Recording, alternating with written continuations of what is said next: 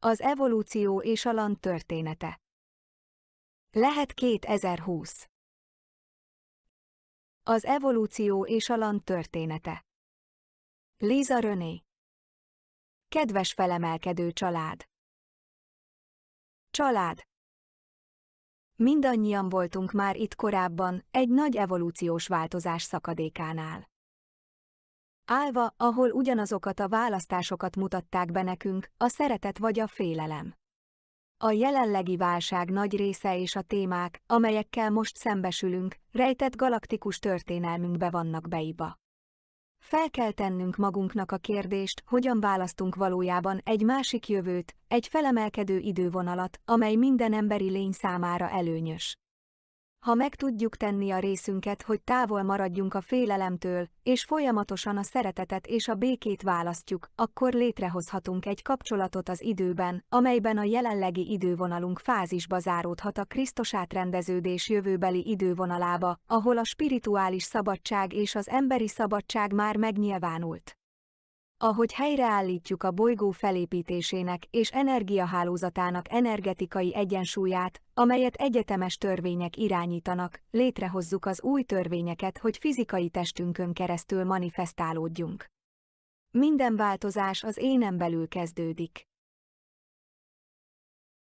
Mivel mindannyian értéket képviselünk minden élet számára, képesek vagyunk a spirituális transzcendencia pozitív ereje lenni, amely helyreállítja az energetikai egyensúlyt, ami növeli ítélőképességünket annak eldöntésében, hogy életigenlő cselekedeteket mutatunk-e be magunk és az emberiség számára.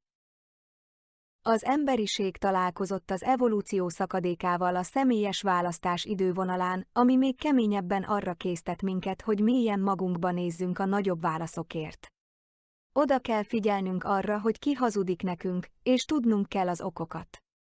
Itt az ideje, hogy nyíltan mérlegeljük, milyen következményekkel jár, ha hagyjuk, hogy azok, akik rosszindulatúan hazudnak a tömegeknek, megkapják a hatalmat, hogy elvezessenek minket a következő cél felé. Ezért, függetlenül attól, hogy milyen hitrendszerünk van, túl kell lépnünk azon, hogy keressük az igazságot, és eldöntsük, hogy milyen értékrendszerek jelentenek számunkra abban, hogy hogyan akarunk élni és együtt élni egymással. Együtt hatalmas spirituális támogatást kapunk ahhoz, hogy innovatív és kreatív módszereket találjunk globális társadalmi rendszerünk átalakítására, hogy támogassa az emberbarát értékeket, amelyek növelik energetikai egészségünket és biztosítják jövőbeli utódaink jólétét. Helyesen akarunk-e cselekedni az emberi szabadságjogok megőrzése érdekében a jövő számára, és ha igen, mi a személyes darabunk ebben a globális ébredési kirakósban? Ki tudunk-e állni vele született emberi jogainkért és az emberi kollektíva azon jogáért, hogy hozzáférjenek az igaz információkhoz, követelve a teljes nyilvánosságra hozatalt, és helyesen cselekedve a széles körű zsarnoki ellenőrzéssel szemben? Egyre több ember fedezi fel, hogy kivel és mivel egyezett meg a félelem alapú narratívákban, és ahogy a furnér repedései kezdenek megmutatkozni, sokan radikális változásokat hajtanak végre a valóságról alkotott felfogásukban. A tömeges globális pszichózis ezen fázisa számos példát tárt fel az árnyékkormány homlokzatába gabajodott irányító erőkre és a mély államnak dolgozó, nem választott tisztviselőkre. Azok, akik saját céljaikat követik el, vidáman használják ki a kevésbé előnyös helyzetben lévők hatalmi megragadását, és olyan helyzetben vannak, hogy durva hasznot húzzanak a hatalommal való súlyos visszaélésekből. Sok ember még mindig sokban tántorog attól, hogy milyen gyorsan változott az egész világunk hetek alatt, ezeknek a pszichopata irányító erőknek a kezében, amelyek kétségbeesetten próbálják megragadni az irányítást a globális népesség felett, különösen a nyugati hatalmi központokban, bármi áron. Elágazáshoz érkeztünk az idővonalak váltásának útján, az evolúció szakadéka megköveteli, hogy az emberiség önállóan gondolkodjon, hogy meghatározza a tényleges motivációkat és hiedelmeket amögött, ami valójában történik, hogy szándékosan terrorizálja és rabszolgasorba taszítsa az emberiséget a világ jelenlegi eseményeiben. Aztán kezdj el felemelkedni azzal a bátorsággal, hogy meghozd a helyes döntéseket, amelyek szükségesek egy olyan jövőbeli világtárs teremtéséhez, amely támogatja az emberi lényeket azokkal az erőforrásokkal, amelyek szükségesek ahhoz, hogy szabad emberek fajaként fejlődjenek fizikailag, mentálisan, érzelmileg és spirituálisan. Emlékeznünk kell arra, hogy van választásunk és beleegyezésünk abba, hogy hova helyezzük erőforrásainkat, időnket, energiánkat és figyelmünket. Nem kell a technokrácia és a mesterséges intelligencia drónok rabszolgáinak lennünk, amint azt az NA aprólékosan megtervezte. Azt hihettük, hogy egy viszonylag szabad, demokratikus társadalomban élünk, de az evolúció szakadékába való belépés utolsó heteiben sok ember számára világossá vált, hogy nem, mivel nagyon kevesen próbálják átvenni a zsarnoki irányítást személyes életünk minden aspektusa felett. Az emberiség szívében lévő alapvető spirituális esszenciát szándékosan támadják és fenyegetik a félelem hajthatatlan propagandáján keresztül, hogy erodálják a kapcsolat érzését, az együttérzés és az empátia érzéseit embertársaink iránt. Ami igazán emberré tesz minket, az az egymás iránti szívalapú empátiánk, az összetartozás érzése, ahogy kapcsolatba lépünk a körülöttünk lévő emberi lényekkel. Az emberiség kapcsolatra van húzalozva, és az örömöt és köteléket, amit érezhetünk, amikor kölcsönhatásba lépünk egymással, ápolnunk és védenünk kell. Ahogy az orvosi zsarnokság növekszik, azok számára, akik már betegek voltak, és közeledtek az idejükhöz, hogy elmúljanak az idősek otthonában és a kórházakban, sokan teljesen elszigetelten és egyedül halnak meg. Vannak emberek, akik rendkívüli kegyetlenség drákói intézkedéseinek vannak kitéve, elválasztva a családjuktól és a barátaiktól, anélkül, hogy egy szerető és gondoskodó ember fogná a kezüket, amikor átléptek a következő birodalomba. Ez egy jó példa az irracionális félelem szándékos külső programozására, amelyet arra használnak, hogy az empátia hiányát keltsék az emberiségben. Ez embertelen és kegyetlen viselkedés, amelyet teljesen normálisnak minősítenek a halálkultúrában. Ahogy végigjárjuk ezt a borotvavékony vonalat az evolúció szakadékában, el kell döntenünk, hogy hajlandóak vagyunk-e elfogadni az erőltetett dehumanizáció következő szakaszát, el kell döntenünk, hogy mi az emberi társadalom irányító elve, a szeretet vagy a félelem. Az emberiség megfosztása a személyes szabadságtól.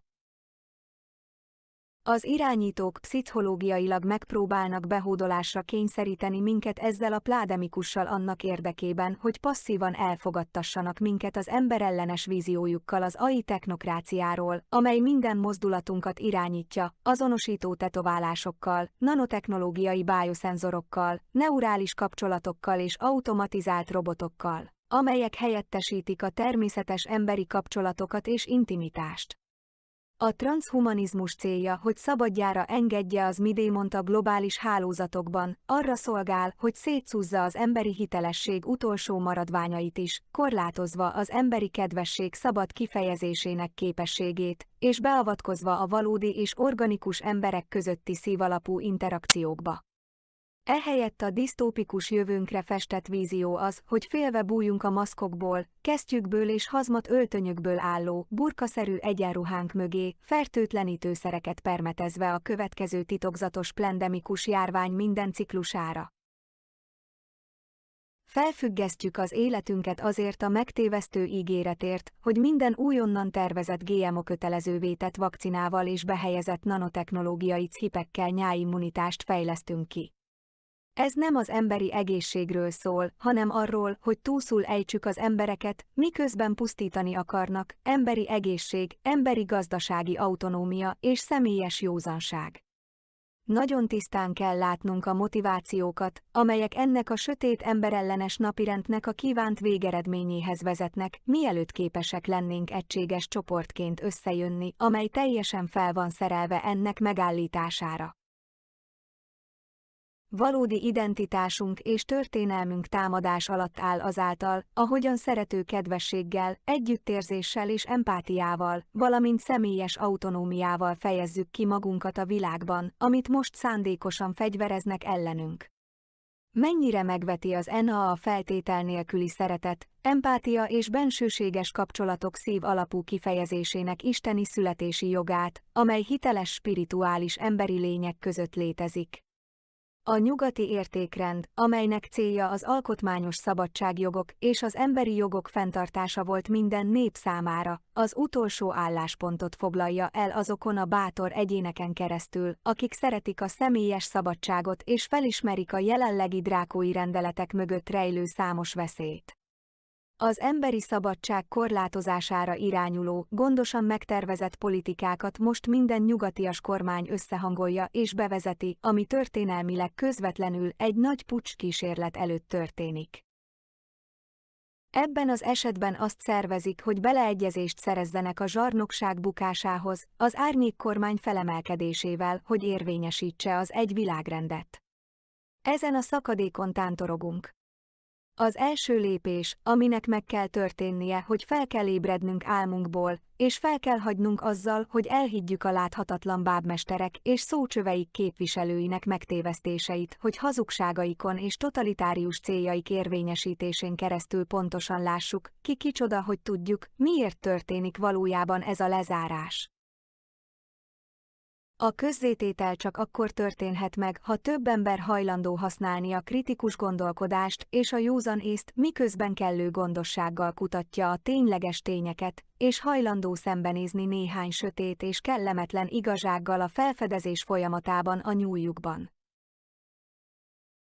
Ezért meg kell tennünk minden tőlünk telhetőt, hogy imádkozzunk és támogassuk az emberiség bátor hőseit és bajnokait, akik most felemelkednek, hogy bátran beszéljenek és személyes bizonyságot tegyenek a nyilvánosságnak a sötét összeesküvés korrupciójának mély hálójáról, megosztva igaz információkat az emberiség ellen elkövetett sok bűntett kutatásáról. Hajlandónak kell lennünk arra, hogy ránézzünk a sötétség hálójára a környezetben, hogy tisztán lássuk ezeket az irányított támadásokat, amelyek megbénítják a személyes szabadságjogokat, és azonosítsuk a pszichológiai hadviselés taktikáját, amelyet az elmék leigázására használnak, miközben azok akcióban vannak. Ez a fázis nem a vírusról vagy a közegészségügyről szól, hanem arról az agresszív pszichológiai terrorizmusról, amelyet az irányítók szándékosan okoznak a lakosságnak. Ahhoz, hogy legyőzzük a sötétség ezen fázisát, látnunk kell, hogy az irányítók sötét terve hogyan árulta el az emberiséget, és hogyan tévesztett meg minket, hogy elhiggyük hamis narratíváikat, hogy ne kövessük el újra ugyanazokat a hibákat.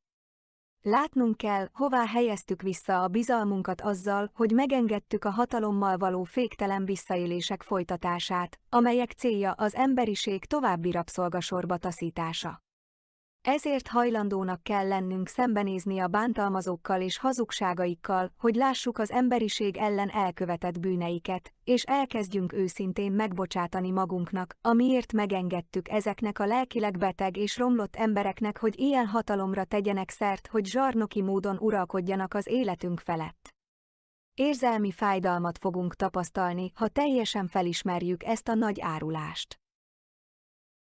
A hatalmi elit csoportok azt hiszik, hogy a törvény általános uralma felett állnak, és nem ítélhetők el az emberiség ellen elkövetett bűneikért, mert nemesi vagy királyi vérvonalak, és isteni joguk van uralkodni. A földi embereknek fel kell emelkedniük, hogy együtt számoljanak el, és aztán döntsenek a következményekről, amelyek a zsarnokság vagy a szabadság ösvényére vezetnek. Zsarnokság vagy szabadság, a szeretet vagy a félelem választása. Így nekünk, akik részt veszünk ebben a globális ébredésben, mindannyiunknak újra kell képeznünk magunkat, hogy jobban megértsük valódi spirituális eredetünket és rejtett történelmünket, hogy pontosabban értékeljük a kollektív emberi faji kérdéseket, amelyekkel jelenleg szembesülünk a jelenlegi környezet kihívásaiban. Mindannyian voltunk már itt korábban, állva a nagy evolúciós változások szakadékánál az első világ bukásának idején. Ugyanazokat a választási lehetőségeket tárták elénk, a szeretet vagy a félelem.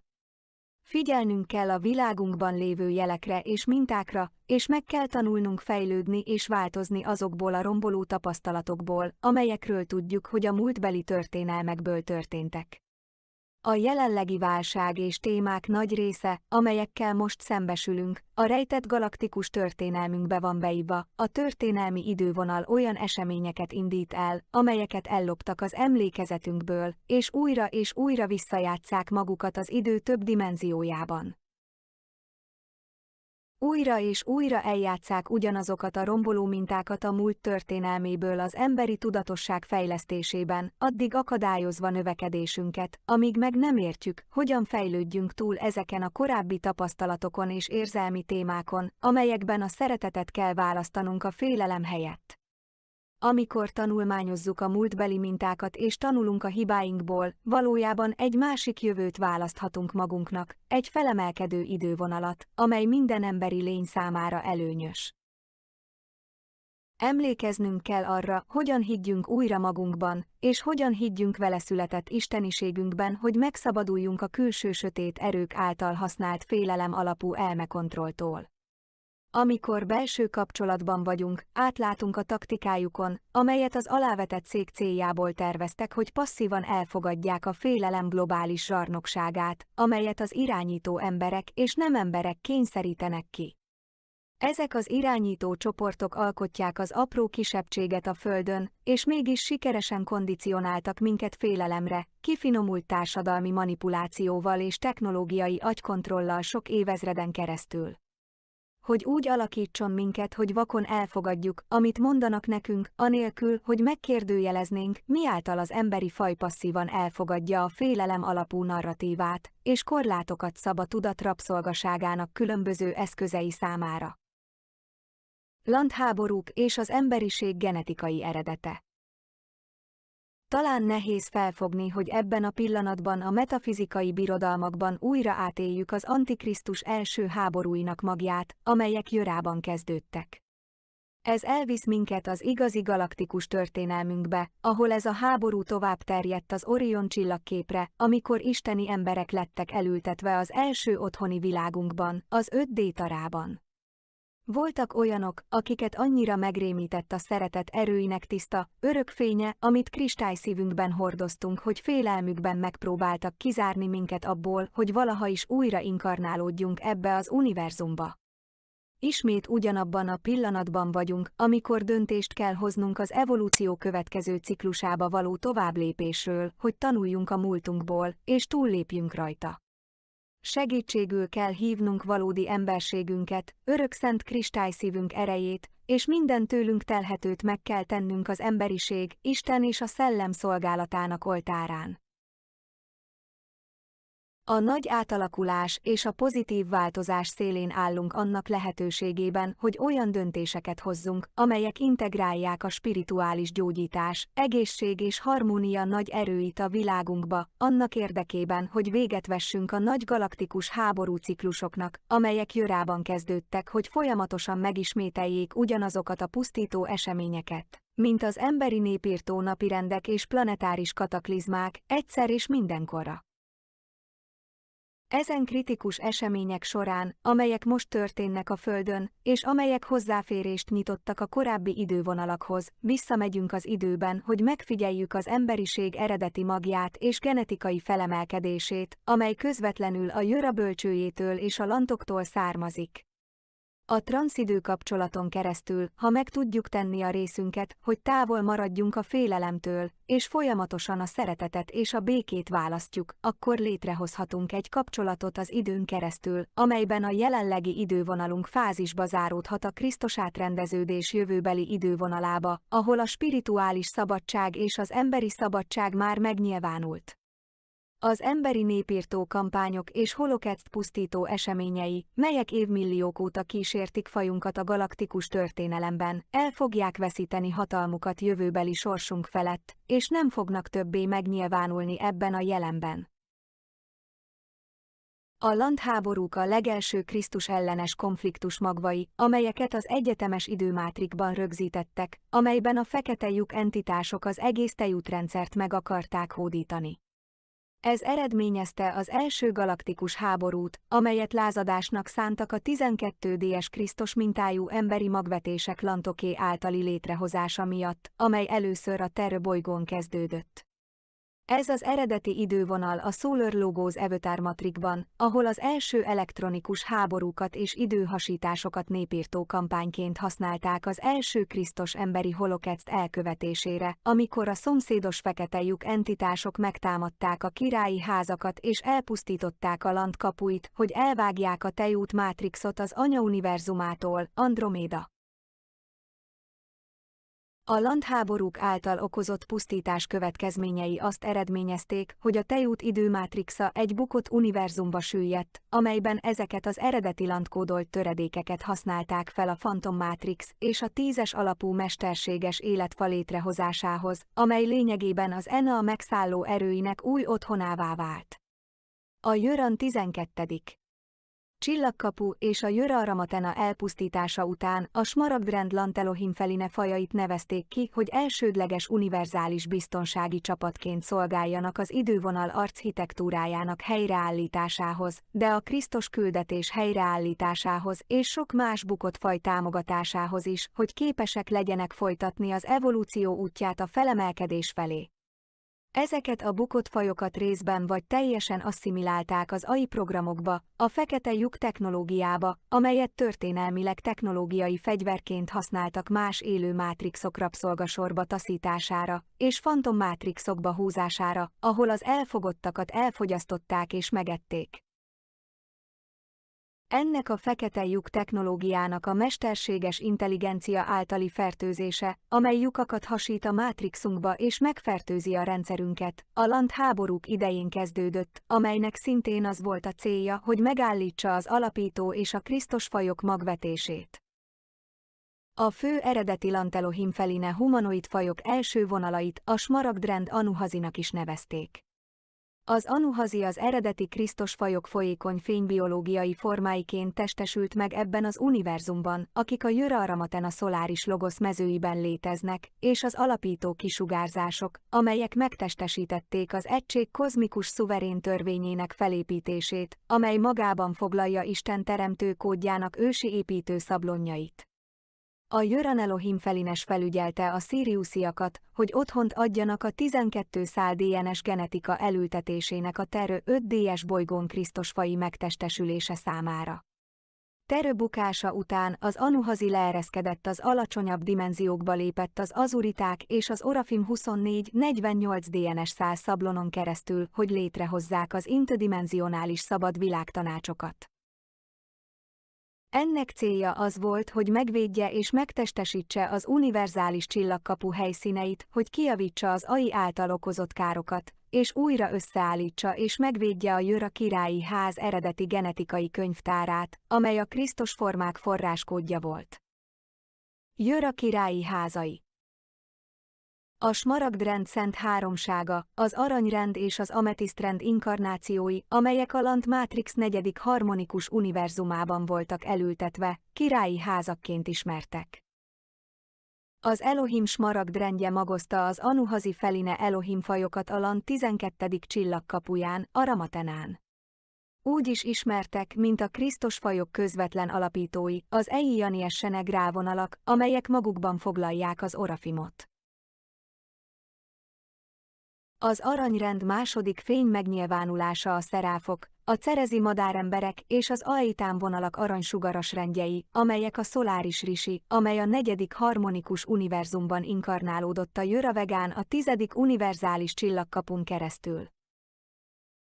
Az Ametisztrend harmadik fény megnyilvánulása az Ibolya-sugárrendek, amelyek cetfélékből, madárpegazusokból és vízi bráharamából állnak, és a negyedik harmonikus univerzumban helyezkednek el a Jöra Avion 11-en keresztül.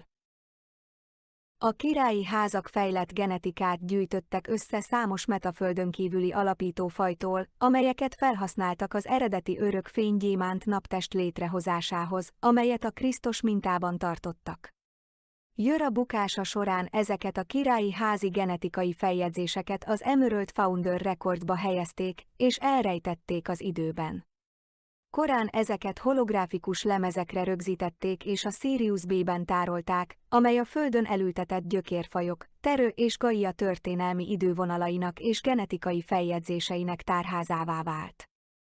Az emberi lények DNS feljegyzései és genetikai felemelkedési vonalai az egész egyetemes rendszer pontos történelmi idővonal feljegyzéseit tartalmazzák. Ez azt jelenti, hogy az eredeti emberi DNS szablon feljegyzések tartalmazzák a tényleges és igaz eseményeket az összes idővonal történetében, amelyek a teljes egyetemes időmátrikban léteznek. Amikor egy Krisztus építész vissza tudja szerezni az eredeti isteni emberi 12 szálú DNS darabot, amelyek széttöredeztek a traumától, vagy képes olvasni az emberi testet a DNS szintjén, akkor az építész képes leolvasni az idővonalak energiaaláírásait a DNS rekordból, amelyek tükrözik a bolygó, a naprendszer és az univerzális mátrix igaz és szerves történelmét. Minden egyénileg inkarnálódott emberi lény rendelkezik egy speciális és különleges DNS feljegyzéssel a lélek kiterjesztéseiből és monádi családjából származó idővonalakról, ami közvetlenül visszavezeti őket a Jöra királyi házaiba. Az Ena szándékosan törte szét az emberi lelkeket Esera módszerekkel azzal a szándékkal, hogy felülírja és megváltoztassa ezeket a történelmet, holográfikus betétekkel és AI technológiával összekapcsolva traumát és fénytestkárosodást okozva, és ez a folyamat az, ami szervetlen AI rekordot illeszt be. Ezt a stratégiát az idegen hibridizációban és genetikai módosításban használják, amelyben az emberi lénynek nincs tudatában eredeti genetikai felemelkedésének és Jöran történetének. A Krisztus Starseed építészei azonban megtanulhatják érzékelni a különbséget az organikus és szervetlen feljegyzések között, és ez is közvetlenül része az idővonalháborúknak, mivel az Ena nem akarja, hogy lássuk, mi történt valójában az idővonalakon. Ne feledjétek, hogy ellopták az emlékeinket, és az elme eltörölt minket a földön, hogy elfeledtesse, kik is vagyunk valójában. Azt akarják elhitetni velünk, hogy elhagyattak minket a földön, vagy Anunnaki, Jave vagy más feltételezett hamis idegen istenek termékei vagyunk. Ahogy egyre több ember ébred fel, hogy aktiválja belső Krisztus mintáját, néhányan képesek lesznek ellátni ezt a funkciót. Ez az oka annak is, hogy minket, akik ezen az úton járunk, zaklathatnak és megtámadhatnak, hogy megakadályozzanak minket abban, hogy felismerjük, hogy ez a célunk és küldetésünk, hogy segítsünk visszaszerezni az eredeti emlékeket, és segítsünk felemelkedni vagy átjutni az emberiségen. Mivel az isteni emberi genetikai eredet a Jöra királyi házaiból származik, az eredeti gyémánt napgenetikai mintánkat és fizikai testünket királyinak nevezik, ami azt jelenti, hogy az angyali emberi DNS-ben létezik a feljegyzés, hogy genetikánkon keresztül kapcsolatban állunk ennek a rendszernek az alapítóival vagy isteneivel. Ez tette az embereket az Ena azon rejtett entitásainak titkos ellenségévé, akik sóvárognak és vágynak a DNS-ünkre és a fizikai testünk használatára. Ehelyett a nem emberi szélhámosok ellopták az identitásunkat, amikor megszállták, majd azonnal ennek a rendszernek az isteneivé és uralkodóivá tették magukat. A királyi házakat 3 fehér lyukra építették a Jöra bölcsőjében lévő 3 preanyag planetoid magjában, amelyek a 12 délant nap-naplogos testét tükrözik vissza a kozmikus szent háromság egyesített 3-as lángjaiból. Ezek folyékony fény-előanyag formák voltak egy gömb alakú tartományban, amely teljes egészében tartalmazta a szoláris logosz architektúráját, valamint a krisztusi tudat, a Buddha elme és az Evötár elme élő mátrixait. Amikor a kozmikus szent háromság aspektusai áthaladtak a fehér lyukon, az egyesített tudat alacsonyabb dimenziós rezgési frekvenciákra bomlott, amelyek minden dimenziós spektrumot alkotnak. Minden dimenziós frekvenciasáv eredetileg úgy tapasztalta meg önmagát, mint ami teljesen egyesült a forrással és az egésszel, és ez a folyamat a tudatosság egy másik pontját hozta létre, amely a frekvencia egy másik spektrumában található. A frekvencia dimenziós spektrumain belül voltak a teremtés építőkövei, a pozitív polaritás, a negatív polaritás és az integrációs pont visszasemlegesbe, ami létrehozza a nulla pontot.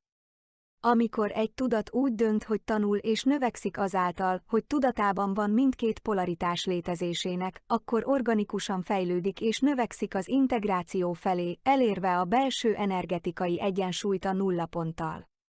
Ez a tudatosság kiterjesztésének és a személyes növekedésnek az útja, ami végül integrált spirituális felemelkedéshez vezet. Mivel ez az időmátrix és a személyes DNS szablonunk elsődleges tervezése, a polaritás integráció útja felülírja a mesterséges intelligencia jeleit és a szervetlen gépezeteket, és hatástalanná teszi azt élő célpontjával szemben. A negatív égó struktúrában létező alacsonyabb polaritások azok, amelyek ráhangolódnak az AI jelek elmekontrolljára, és ha nem korrigálják őket, a fordított polaritási áramok elburjánzásához vezetnek. Továbbá az identitás több állomása létrehozásának célja az volt, hogy evolúciós témákat tapasztaljanak meg időn és téren keresztül a dimenziós spektrumban található számos tudatpont szemszögéből, amelyek végül visszatérnek, hogy minden aspektust integráljanak a teljességbe az időciklus végén. A hazavezető út a polaritás integráció, ami visszavisz minket a nullapontba és a teljességbe, ami sokkal gyorsabban történik a felemelkedési ciklusok végén.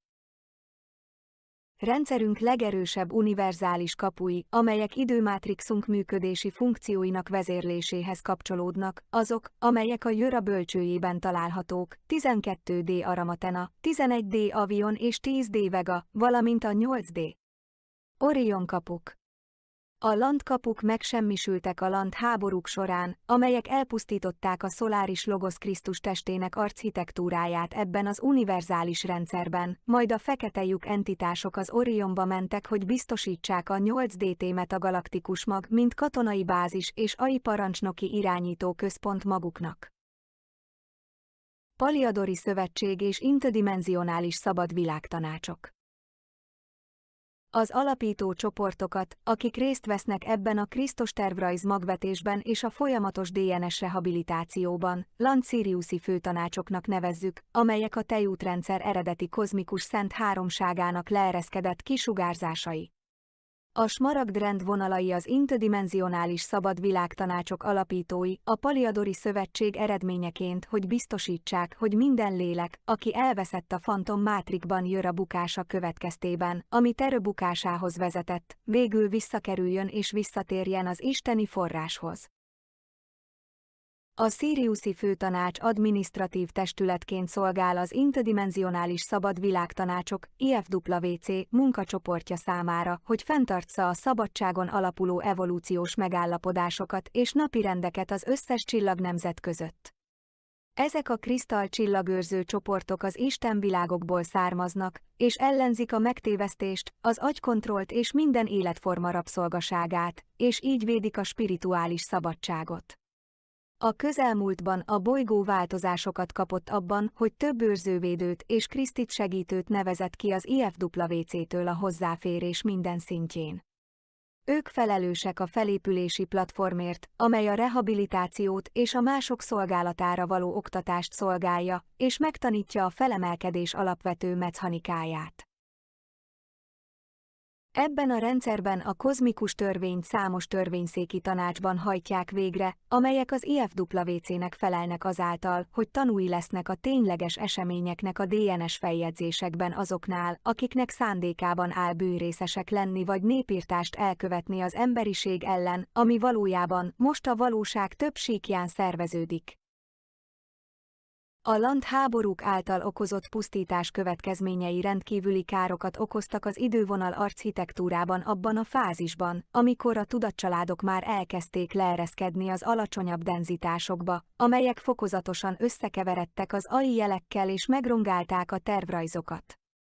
A Jöran 12. csillagkapu és a Jöra Aramatena elpusztítása után a smaragd-rend Jöran Elohim Feline fajait nevezték ki elsődleges univerzális biztonsági csapatként, hogy segítsenek javítani az idővonal architektúráját és felszámolni az AI fertőzést több evolúciós körön keresztül. Ők végzik a Krisztus küldetés helyreállítását is, és segítenek a mesterséges intelligenciával fertőzött bukott fajoknak annak érdekében, hogy képesek legyenek választani az evolúció útját a rehabilitáció és a felemelkedés felé. Emerald Order Breneau és Jöran vonalak. A smaragdrend és a kék láng első fénymegnyilvánulásai, amelyek az isteni forrás mezejéből, a hármas alapító lángból vagy a kozmikus szent háromságból vetítődnek ki.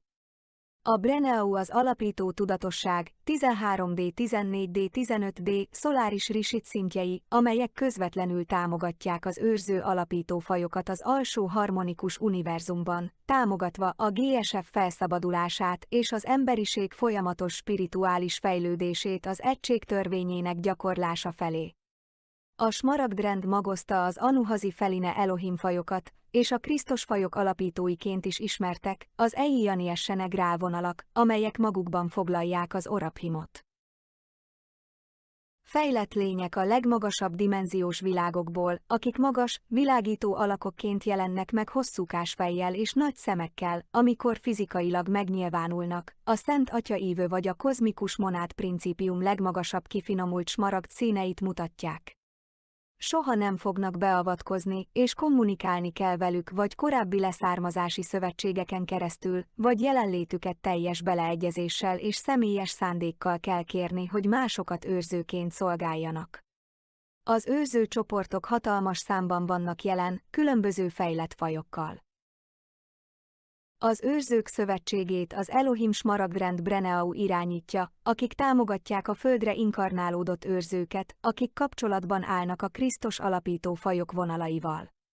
Ezek csillagmagok és indigók, akik kifejezetten azért inkarnálódtak, hogy helyreállítsák a smaragd szövetséget, vagy a Krisztus helyreállítását. Az Emerald Breneu alapítói kifejezetten a Sirius B-ből származó Lanciriusi vonalakba inkarnálódnak, mint a kék azuriták és orafimok. A Krisztus alapító fajok küldetése magában foglalja a közzététel ösvényének támogatását, amely a bolygó felszabadításához és felemelkedéséhez vezet, és a feljegyzések biztosítását a tanúvallomásokhoz a Föld és az emberiség nevében, hogy megszabaduljanak mesterséges intelligenciájuk idegen elnyomóitól, és hozzáférjenek az interdimensionális szabad világtanácshoz. Fontos tisztában lenni azzal a ténnyel, hogy sok éven át a smaragdrend őrzőit egy kiterjedt AI hologramhálózatban replikálták, amelyet arra használtak, hogy becsapják vagy felforgassák az indigók, csillagmagok és Krisztus embereket a felébredésben, és megakadályozzák őket abban, hogy megvalósítsák hősies valószínűségüket vagy Krisztus küldetésüket. Számos felderítési és javítási projektet, amelyek célja ezeknek a szervetlen struktúráknak az AI idővonalakkal történő lebontása volt, fantomzsebekben és hibernációs zónákban találtak. Mind az AI hologramokat, amelyeket Krisztus DNS alkotókódjának hamis idővonalakba vetítésére használtak, mind a hamis hologramokat, amelyek bitorolt Emerald Order DNS-t használtak, úgy tűnik, hogy először a Totian TE eltérítés során lopták el, amely az eszénus mészárláshoz és a Nibiru idegen hibridizációs programjaihoz vezetett. Ezek azok az ellopott feljegyzések, amelyek a smaragd táblákban voltak, amelyek a smaragd nap DNS-ében rögzített összes információ dekonstruálására szolgáló kódexeket tartalmazták, amelyek a bolygó személyzetére és az állandó magatomok vázlataira vonatkoznak mind a 4 bolygókörben, amelyek az egyetemes törzsi pajzsot alkotják. Ez egy folyamatos utazás volt, hogy azonosítsák ezeket a kiterjedt AI kivetítéseket, amelyeket a smaragdrend szélhámosaiként használtak, és amelyek hamis csatornázásokon vagy képi kivetítéseken keresztül kommunikáltak a földi emberekkel. Az Emerald Order felderítő küldetése Crescendót ért el az Emerald Order DNS kód feltöltésére használt kvantum szuperszámítógépekhez való hozzáférés megszerzésében, amelyet aztán számítógépes szerverekre vetítenek és AI jeleken keresztül továbbítanak, amelyet az AI Emerald Order DNS struktúrák létrehozására használtak az egész mátrixban. A Guardian csapatai hatalmas mennyiségű AI hardvert találtak az AI hologramok bekapcsolására használt idegen gépezet tekintetében, amelyek mesterséges Emerald Guardian hologramokat és Emerald Order DNS kódvetítéseket futtattak. Ezt arra használták, hogy megpróbálják felülbírálni az összes organikus Emerald Order kódolást, eltorzítva az architektúrát a Totian kódolt gestaltokra, amelyeket úgy terveztek, hogy ellenőrizzék ezeket az AI torzulásokat. Totot egy miagyba töltötték fel, tehát ez nem a tulajdonképpeni eredeti luciferi lény, hanem önmaga mi változata, amelyet az egyetemes időmátrix szövetében töltött fel és töltött le. A landháborúk során a pusztítás szakadásokat okozott a téridő szövetében, súlyos károkat okozva az időmátrikban, ami tovább eredményezett egy természetellenes fekete lyukrendszert, amely úgy tűnik, hogy bukott időmátrixunkat könnyen fogékonnyá tette erre a tömeges AI fertőzésre. A természetellenes fekete lyukat az NA kihasználta, hogy mesterséges valóságukat beépítse a fantommátrikba, egy mesterséges intelligencia rendszerbe, amely energiát szippant el az élőlényektől. A Phantom Matrix fordított polaritásáramokon fog futni, amelyeket a Victimizer VV polaritási szoftver táplál, amely aztán az AI programozás többdimenziós rétegeire mutálódott.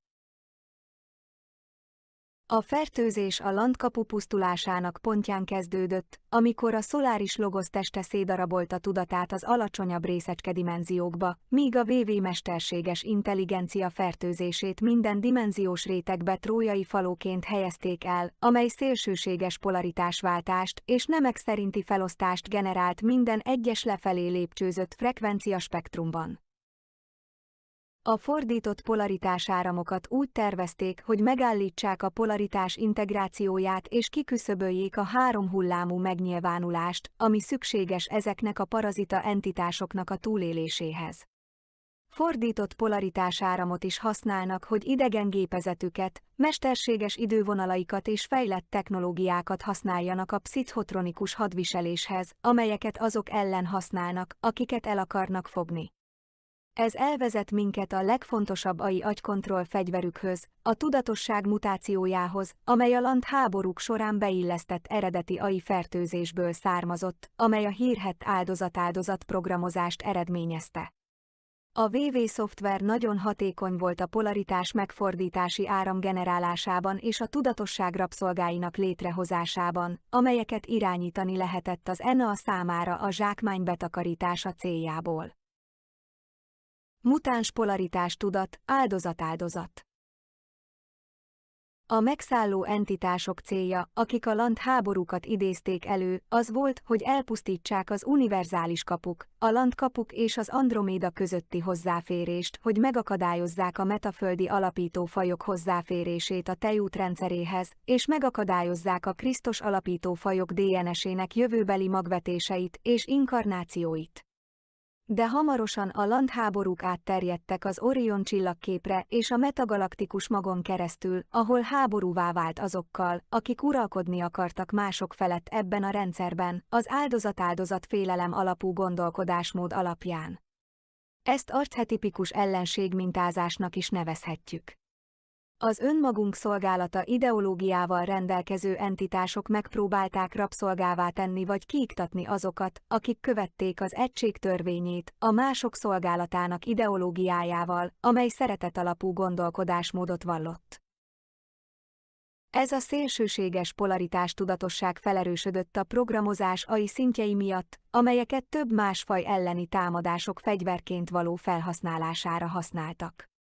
A fekete lyuk rendszerből származó Borg beillesztette ezt a vírust mesterséges intelligencia programozással a mátrixunkba, létrehozva egy időrippelést az úgynevezett Victimizer szoftverrel.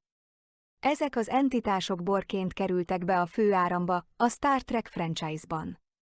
A Borgok kibernetikus organizmusok, amelyek a kollektívának nevezett kaptár elméhez kapcsolódnak. A Borgok más idegenfajok technológiáját és tudását az asszimiláció folyamatán keresztül kooptálják a kollektívába, az egyes lények erőszakos átalakítása drónokká nanoszondák testükbe történő befecskendezésével és műtéti eszközökkel történő kiegészítésével kibernetikus komponensekkel. Ez az mi fertőzés megrontotta azokat a szerves makrokozmikus építészeti struktúrákat, amelyek a polaritás törvényét, ikrek, és a nemek törvényét, halak alkották, amelyek automatikusan fordított polaritásáramot generáltak, és a fordított polaritás eredményeként tovább generálták a nemek megfordulását a bolygótestben. Gondolj bele egy pillanatra, hogy mit is képvisel valójában a plandemic és a vírus a mai világunkban, ami közvetlenül tükrözi ezt az eredeti eseményt a land háborúkból, és ebben az idővonalban játszódik le. Megnyilvánult dologként mutatja meg magát, hogy felerősítse a VV-től való félelmet a fizikai birodalom jelenlegi idővonalán. Hogyan állíthatjuk meg? Nem vagyunk hajlandók az áldozat-áldozatjátékokat játszani. Úgy tűnik, hogy az áldozat-áldozat programozás az eredeti polaritási kísérletekből származik, amelyeket sok faj más szomszédos rendszerekből állított fel az alacsonyabb teremtési birodalmakból, hogy inkarnálódjanak az időmátrixaikba, hogy jobban megértsék a szélsőséges polaritású tudatosságban való létezés kihívásait és buktatóit. Sok millió ciklus alatt ezek az entitások azon kapták magukat, hogy elveszítik az irányítást polaritási kísérleteik felett, mert folyamatos hatalmi visszaéléseket követnek el, és elfelejtik az Isten forrásával való kapcsolatukat. Függővé váltak a mesterséges fekete lyukak technológiájától, és ez időhasadásokat, természetellenes fekete lyukakat és AI vírusokat generált, amelyek sok más szomszédos rendszerben is kárt okoznak, beleértve a tejútrendszerünket is. Ezek a fekete lyuk entitások időrippelési technológiát használtak, hogy hozzáférjenek a szomszédos mátrixokhoz, hogy vandalizálják, asszimilálják és felhasználják az élőlények energiáját. Parazitákká redukálták magukat, akiknek élő energiarendszereket kellett levadászniuk, amelyekből energiát szippanthatnak el, annak biztosítása érdekében, hogy továbbra is ugyanabban az entitás formában létezzenek, és hatalmuk és irányításuk legyen más élőlények felett. A landháborúk alatt ennek az áldozati szoftvernek az is célja volt, hogy felerősítse és visszafordítsa a teremtési kódot a természetes polaritás rendszerben annak érdekében, hogy elmerabszolgákat hozzon létre, kifejezetten a tejútrendszerben lakó krisztos embereket célozva. Úgy tervezték, mint egy antikrisztusi AI szoftvert, amelyet arra használnak, hogy megfertőzzék az eredeti Krisztus terv genetikai szablonját a nemek felosztásával és a metatronikus megfordítással, halálszpirál, architektúrával. A Victimizer program lett az elsődleges agykontroll szoftver, amelyet a többszörös ragadozó fajok használnak az archontikus megtévesztő viselkedés és annak oszd meg és uralkodj stratégiáinak kiváltására minden ember között, lényegében jól működik agykontroll rabszolgák létrehozására. Az egyetlen kiút a Victimizer programból az, ha tanulmányozzuk annak érdekében, hogy megértsük az általa generált tudatkárosodást, és elutasítsuk azt azáltal, hogy semlegesek maradunk, miközben úgy döntünk, hogy integráljuk a polaritásokat a feltétel nélküli szereteten és a nulla ponton keresztül, nem játszva bele az áldozat és a hibáztatás játékába. Lényegében ez a mutáció felelős a fordított polaritás AI spektrumért, amely az emberi faj magmemóriáját tárolja, amely tartalmazza azt az idővonalat, amikor elvesztettük a kapcsolatot genetikai egyenértékünkkel, fajunk azon képességének elvesztéséért, hogy elérjük a szent házasságot és a felemelkedést. Ezért van az, hogy a túlélési tudatosság vörös hullámspektruma, ahol a mesterséges intelligencia áldozati tudatosságát működtetik, annyira fájdalmas az emberi szívnek, és elpusztíthatja személyes akaratunkat. Ez a fekete lyuk entitások által bevezetett természetellenes szélsőséges polaritási mutáció torzulásokat okozott a hímnő egyensúlyban a gyémánt napgenetikai szablonunkban, és hozzájárult a nemek megfordításához és a szélsőséges polaritási versenyhez, amely a terő bukása során történt konfliktusokhoz és sok más tragikus bukott történelemhez vezetett. Menjünk vissza, hogy megvizsgáljuk a fájdalmas történelmet, ami az első világunk bukásához vezetett, és vonjuk le a párhuzamokat a jelenlegi spirituális válsággal, amin most élünk, annak érdekében, hogy lássuk a feladatunkat, és teljes mértékben befejezzük ezeket a pusztító történelmeket, amelyek a múlt idővonalairól kísértik világunkat. Az első Krisztus emberek elültetése a terőbolygón. Sok millió évvel ezelőtt számos alapító metaföldi faj ebből az univerzális rendszerből és azon túlról az omniverzumokba gyűlt össze a Jöra királyi házaiban. Ennek a találkozónak az volt a célja, hogy a legfejlettebb genetikai anyagukkal hozzájáruljanak az első világunk megteremtéséhez, ami terbolygóként ismert. A kozmikus háromság az isteni forrás első, második és harmadik kisugárzásának ábrázolása, és így ők különleges időmátrix egyetemes alapítói. Az egyetemes alapítók nem dimenzionális naptest kifejeződések az időmátrixon kívülről, amelyek az anyag előtti mezőkben helyezkednek el.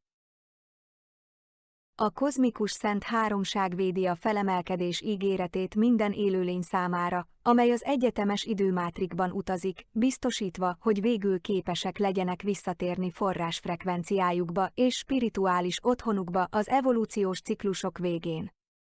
Az időmátrix evolúciós ciklusainak befejezése után hazatérve a nullponti mezőbe a nem dimenzionalizált birodalmak területei, ahol a szabad kozmikus Krisztuspolgárok utaznak és élnek a legmagasabb teremtésekben, amelyek az örök istenvilágokban léteznek.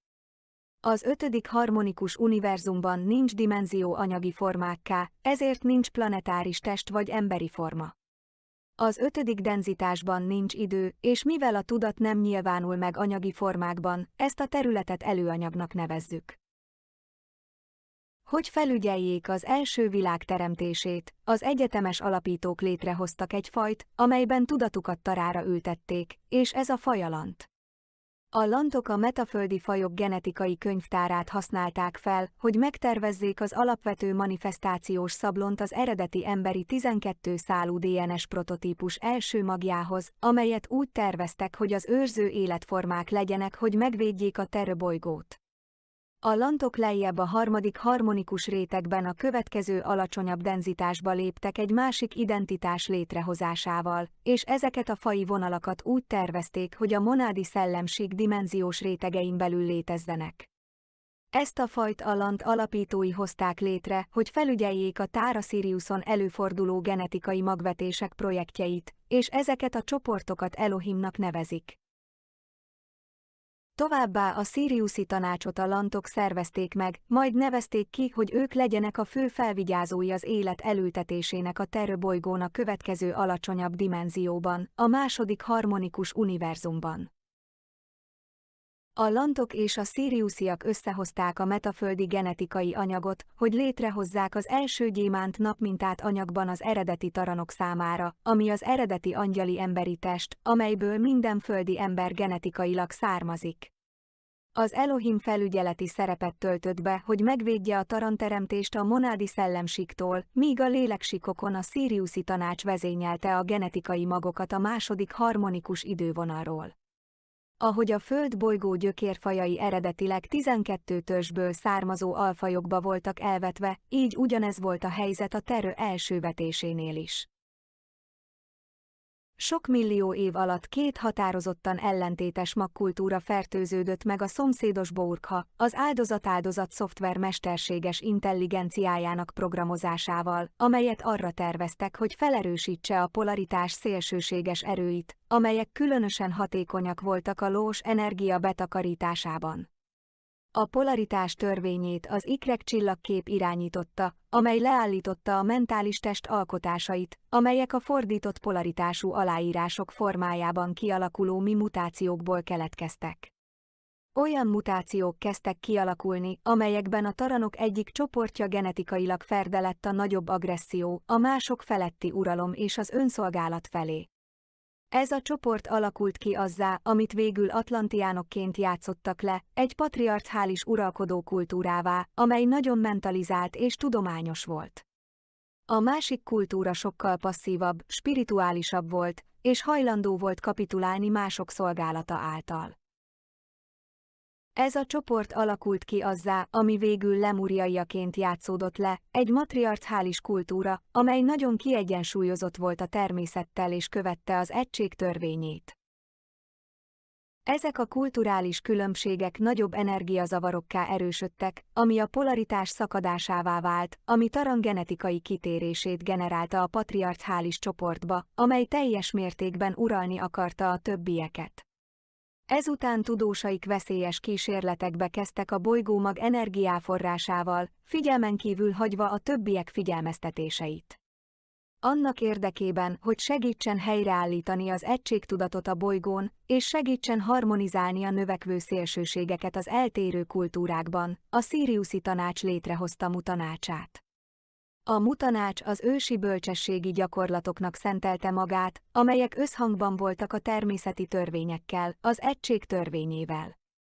Beszéltek a természetre és a természeti törvényekre való szükséges ráhangolódásról, és a polaritás nullapontba való visszaintegrálásának szükségességéről.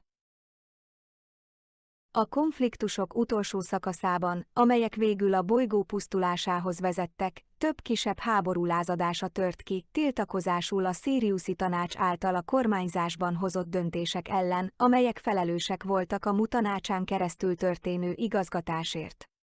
Ebben az időben nem értették meg a szomszédos entitások által az emberiség rabszolgaságba taszítására használt agykontroll technológiai következményeit, valamint az áldozat AI vírusfertőzésének hatásait.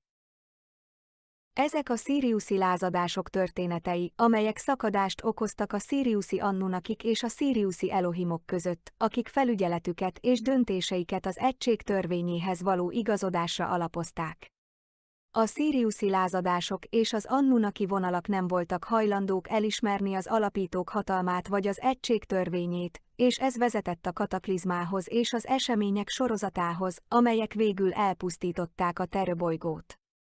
A pusztítás végső szakaszában a felrobbant töredékeiben lévő planetáris tudatot egy fekete lyukba húzták, és a másik oldalon egy olyan területre jöttek, amely gyakorlatilag a legalacsonyabb teremtési birodalmak, a tejútrendszer alvilági rétegei.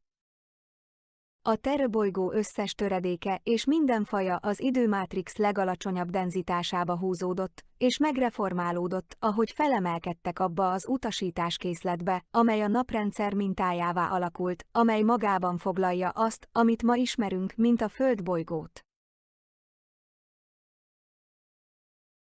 A Föld és az ő egész tudatossága az első szülőbolygónk felrobbant töredékeinek összessége, melyeket isteni emberi lények ültettek el 12 szál DNS-szel, a terőbolygó.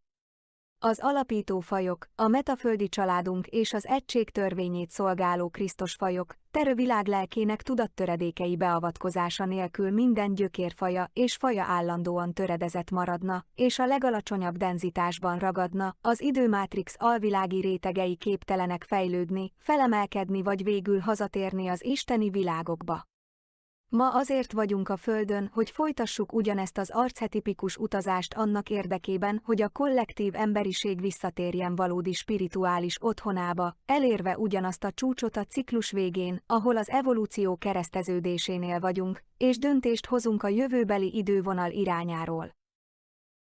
A fő kivétel az, hogy a jelenlegi földi inkarnációnkban megkaptuk a Krisztus misszió áldásait.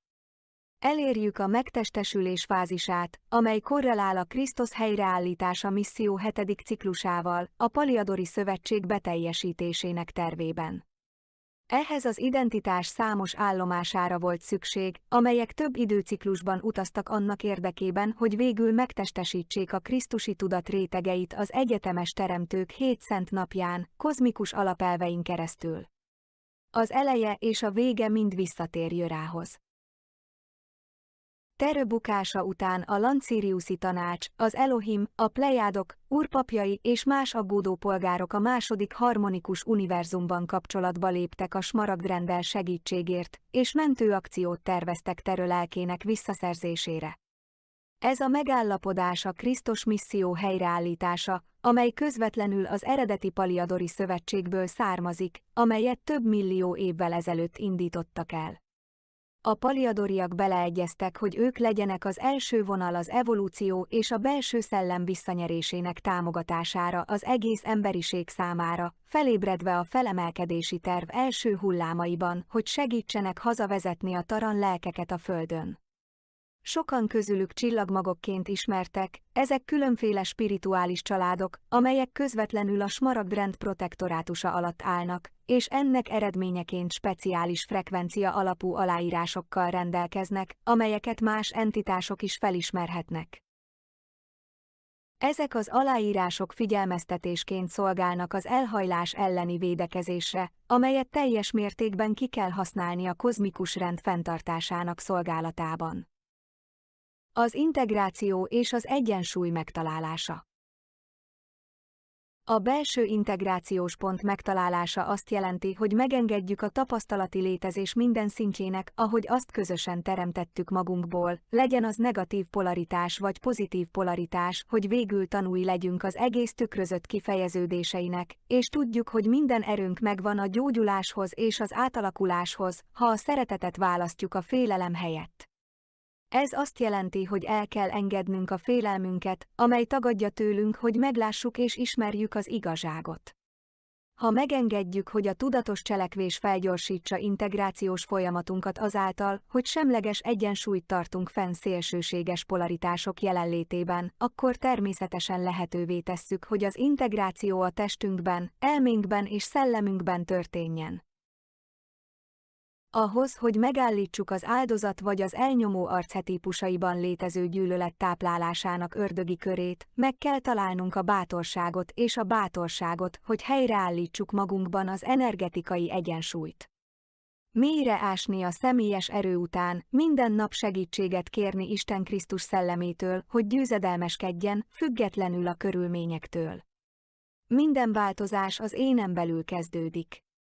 Mivel mindannyian értéket képviselünk minden élet számára, miközben fejlesztjük önértékelésünket és önszeretetünket, felhatalmaznak minket arra, hogy a spirituális transzcendencia pozitív ereje legyünk, amely helyreállítja az energetikai egyensúlyt.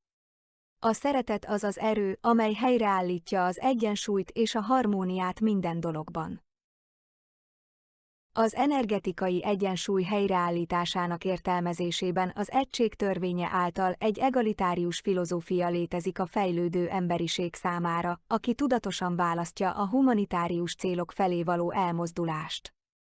A felemelkedés tanulmányozása egy evolúciós modell bolygónk és az egész emberiség értékelésére. A fő hangsúly a belső spirituális tanulmányozáson, elmélkedésen és a személyes elkötelezettségen van, hogy kiterjesszük a tudatosságunkat és az élet iránti jóindulatunkat, még akkor is, ha jelen vagyunk a gyűlölet mezején. Folyamatosan a szeretetet kell választanunk, mint azt az erőt, amelyet ki akarunk terjeszteni és növekedni akarunk a testünkben. Ahogy kiterjesztjük a tudatosságunkat, megváltoztatjuk a perspektívánkat, hogy érezzük az összekapcsolódásunkat az egész élettel. Megváltoztatjuk irányultságunkat, hogy mások szolgálatára legyünk, így tükrözve a belső igazságot és az energetikai egyensúlyt. Amikor megtapasztaljuk ezt a mindent átfogó spirituális energetikai kapcsolatot, eredendően vágyunk arra, hogy gyakoroljuk az emberi kedvességet, és arra törekszünk, hogy együttműködjünk olyan magasabb struktúrák kifejlesztésével, amelyek értéket tulajdonítanak minden emberi lénynek. A világ humanizmuszának értékrendjét keressük. Ahogy helyreállítjuk az energetikai egyensúlyt és megalapozzuk a világ humanizmuszának értékeit, megkezdjük az egység törvényének apostoli korszakát. Ez a korszak a bolygó felépítésének és az energiarácshálózatoknak a helyreállításával kezdődik, melyeket ugyanazok az egyetemes törvények fognak irányítani. Ahogy a menny találkozik a földdel, megalapítjuk az új törvényeket, hogy megnyilvánuljanak a fizikai testünkön keresztül, ami az egyetemes tudat multidimenzionális aspektusa. Egyért és mindenkiért. Gyűjjünk össze tökéletes békében, és engedjük, hogy szerető szívünk vezesse az előre vezető utat. Legyen béke a szíveddel, elméddel és testeddel ezekben a kaotikus időkben. Kérlek, csak azt vedd el, ami hasznos a spirituális növekedésedhez, és dobd el az összes többit. Köszönöm a bátorságodat és a bátorságodat, hogy igazságkeresők legyél. Isten vagyok, szuverén, szabad. A következőig maradj az Avatar Krisztus Shobhia szívutat fényességében. Kérjük, legyen kedves önmagához és egymáshoz. GSF. Szerető szívvel, Liza.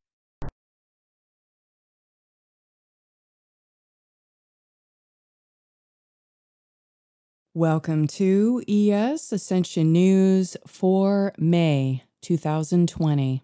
Our theme for this month, Precipice of Evolution and Lyran History.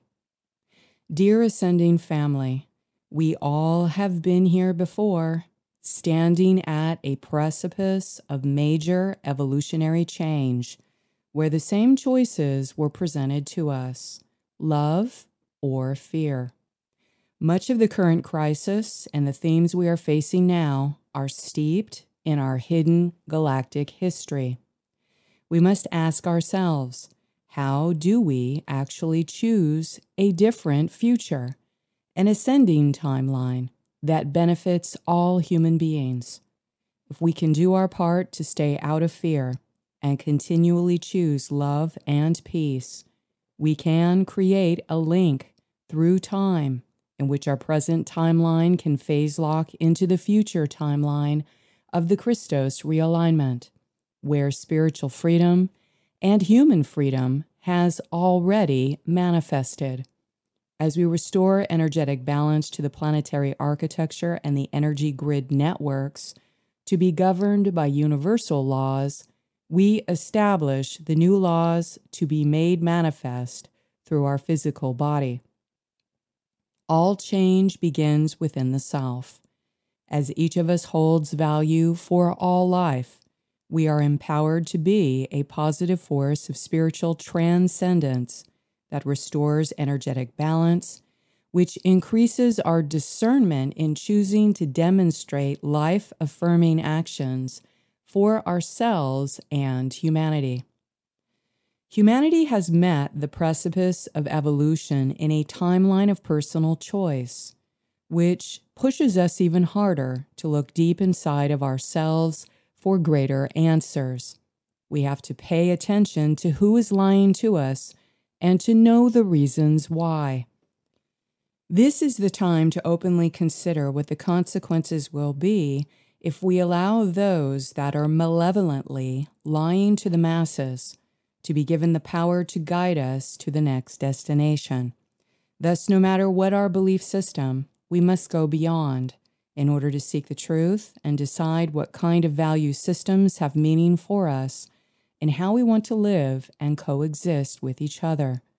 Together, we have immense spiritual support to find innovative and creative ways to reshape our global societal system to support pro-human values which increase our energetic health and ensure the well-being of our future progeny.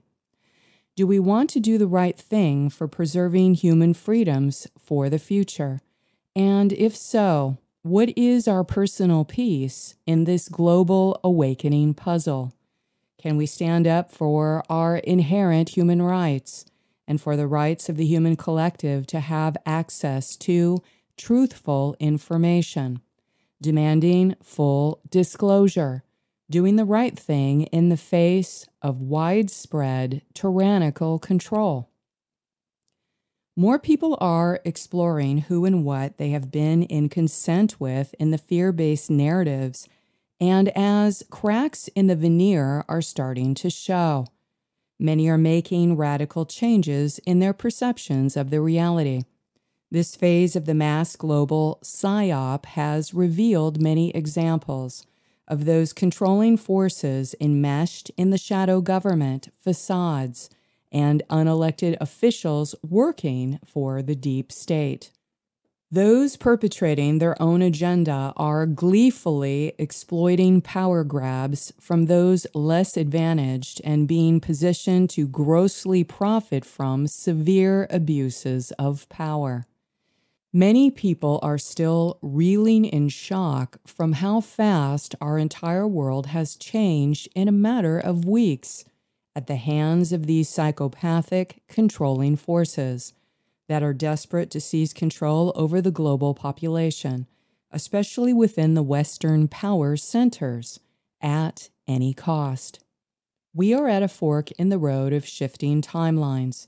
The precipice of evolution requires that humanity think for themselves to determine the actual motivations and beliefs behind what is actually happening to purposely terrorize and enslave humanity in the current world events.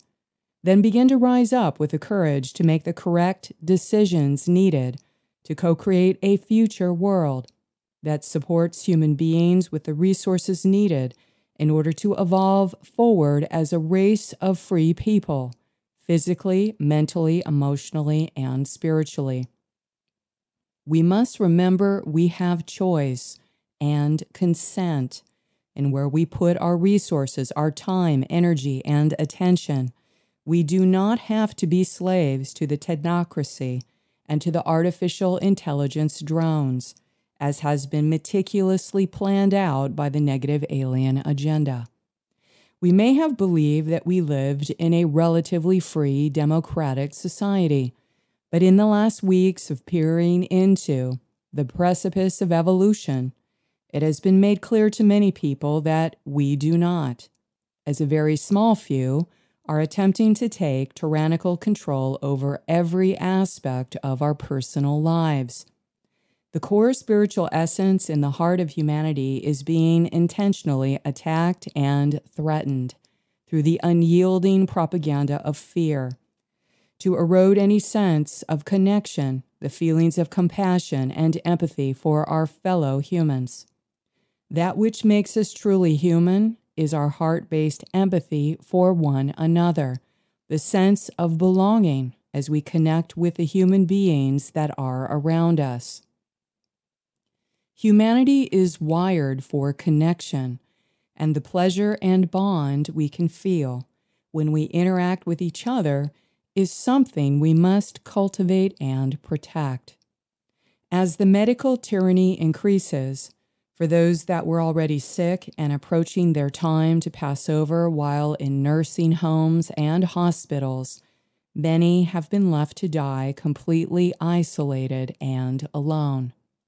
There are humans that are being subjected to draconian measures of extreme cruelty, separated from family and friends, without a loving and caring human to hold their hand as they passed into the next realm.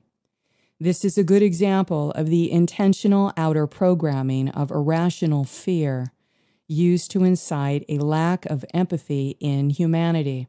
This is inhumane and cruel behavior that is being conditioned as perfectly normal in the death culture. As we walk this razor-thin line in the precipice of evolution, we must decide if we are willing to accept this next stage of imposed dehumanization. We must decide what is the governing principle of human society, love or fear. Stripping humanity of personal freedom.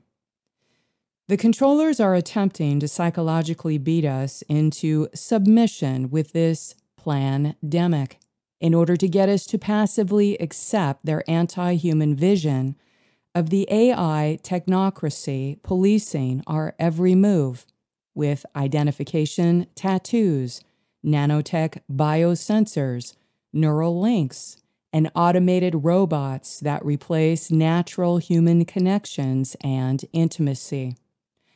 This transhumanism agenda to unleash the AI demon into the global grids is designed to break apart any last vestiges of human authenticity, curtailing the ability to freely express human kindness and interfering with heart-based interactions between real and organic people.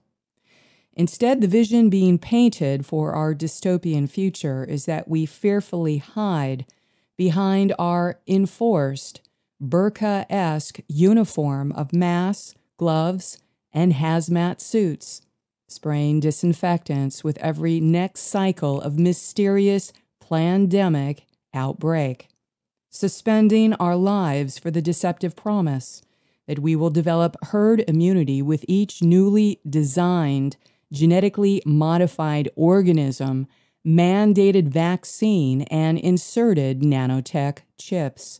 This is not about human health. It is about holding people hostage while they intend to destroy human health, human economic autonomy, and personal sanity. We have to see the motivations leading to the desired end results of this dark anti-human agenda very clearly before we are able to come together as a unified group that is fully equipped to stop it.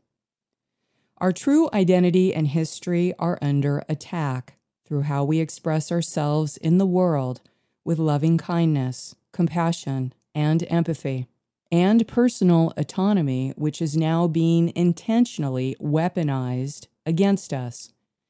How the negative alien agenda despise the divine birthright of the heart-based expression of unconditional love, empathy, and intimate connections that exist between authentic spiritual human beings. The Western value system that was intended to uphold the constitutional liberties and human rights for all peoples is taking the last stand through those brave individuals who love personal freedom and recognize the many dangers behind the current draconian ordinances. The carefully planned policies to limit human freedom are being synchronized and put into place now in all of the westernized governments, which historically happens just before a major coup attempt. In this case, it is being orchestrated to generate consent into the fall of tyranny, with the shadow government rising to enforce the one world order. We are teetering on that precipice. The first step that must happen is that we must awaken from our slumber and stop believing the deceptions of the invisible puppet masters and their mouthpiece representatives in order to see exactly who is who through their lies and enforcement of totalitarian objectives, to know why this lockdown is really happening. Disclosure can happen if more people are willing to use critical thinking and common sense while doing some due diligence in researching the actual facts and are willing to face some dark and unpleasant truths in the process of that discovery down the rabbit hole. Thus, we should do what we can to pray for and support the brave heroes and champions of humanity that are rising now to courageously speak and give their personal testimony to the public about the dark cabal's deep webs of corruption, sharing truthful information about their research into the many crimes made against humanity. We must be willing to look at the web of darkness in the environment in order to be able to clearly see these orchestrated attacks that are crippling personal freedoms, and by identifying the psychological warfare tactic being used to subjugate minds while they are in action. This phase is not about the virus or public health. It is about the aggressive psychological terrorism the controllers are purposely inflicting upon the population. To overcome this phase of darkness, we have to see how the dark agenda of the controllers betrayed humanity and deceived us into believing their false narratives, so we will not make the same mistakes again. We have to see where we have misplaced our trust by allowing the continuation of rampant abuses of power that are designed to further enslave humanity. Therefore, we have to be willing to face the abusers and their lies in order to see the crimes they have made against humanity and begin to honestly forgive ourselves for allowing these spiritually sick and depraved people to gain such power to tyrannically rule over our lives. We will experience emotional pain from fully realizing this great betrayal. The power elite groups believe they are above the common rule of the law and that they cannot be judged for their crimes against humanity because they are noble or royal bloodlines and have the divine right to rule. The people of earth will have to rise to stand together to take the accounting and then decide the consequences which lead to the path of tyranny or freedom. Tyranny or freedom, choosing love or fear. Thus, for those of us taking part in this global awakening, each of us must re-educate ourselves to better understand our true spiritual origins and hidden history, to more accurately assess the collective human race issues that we currently face and the challenges of the present environment. We all have been here before, standing at this precipice of major evolutionary change during the time of the fall of the first world. The same choices were presented to us, love or fear. We must pay attention to the signs and patterns in our world and learn to evolve and change from the destructive experiences we know happened from the past histories. Much of the current crisis and themes we are facing now are steeped in our hidden galactic history, the historical timeline trigger events that have been stolen from our memories and are replaying themselves in multiple dimensions of time again and again. They keep replaying these same destructive patterns from the past histories in developing human consciousness, stunting our growth forward until we understand how to evolve past these previous experiences and emotional themes, in which we must choose love over fear. When we study the past patterns and learn from our mistakes, we can actually choose a different future for ourselves, an ascending timeline that benefits all human beings. We must remember how to believe in ourselves again and have faith in our innate divinity in order to break free from the fear-based mind control used by the outer dark forces. When we are interconnected, we see through their tactics designed for the purpose of subjugation, to passively accept this global tyranny of fear being enforced by the controlling humans and non-humans. These controlling groups are the tiny minority on the earth, and yet they have successfully conditioned us into fear through sophisticated social engineering and technological mind control for many millennia, to shape us to blindly accept what we are being told without questioning, whereby the human race passively accepts the fear-based narrative and impose limitations for enacting various means of consciousness enslavement.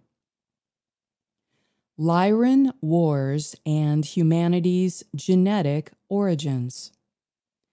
It may be hard to fathom that in this moment in the metaphysical realms, we are reliving the seed of the first wars of the Antichrist that began in Lyra. This takes us into our true galactic history, where this war further spread into the Orion constellation, when divine humans were seated upon our first homeworld, fifth-dimensional Tara. There were those that were so terrorized by the pure eternal light of the forces of love we carried in our crystal heart, that in fear they tried to eliminate us from ever incarnating again into this universe. We are again at that same juncture in time, where we have to make a decision moving forward into the next cycle of evolution to learn from and move beyond our past history. We must call upon our true humanity, the power of our eternal sacred crystal hearts, and put all of our best efforts upon the altar of serving humanity, God, and Spirit. We stand at the precipice of great transformation and positive change in the possibility of making choices that integrate great forces of spiritual healing, health, and harmony into our world in order to end the great galactic war cycles that began in Lyra, from continually repeating the same destructive events of human genocidal agendas and planetary cataclysms once and for all. During these critical events happening on the Earth now that have been opened access into previous timelines, We are going back in time to observe humanity's original seeding and genetic ascendancy that is sourced directly from the cradle of Lyra and the Lyrans.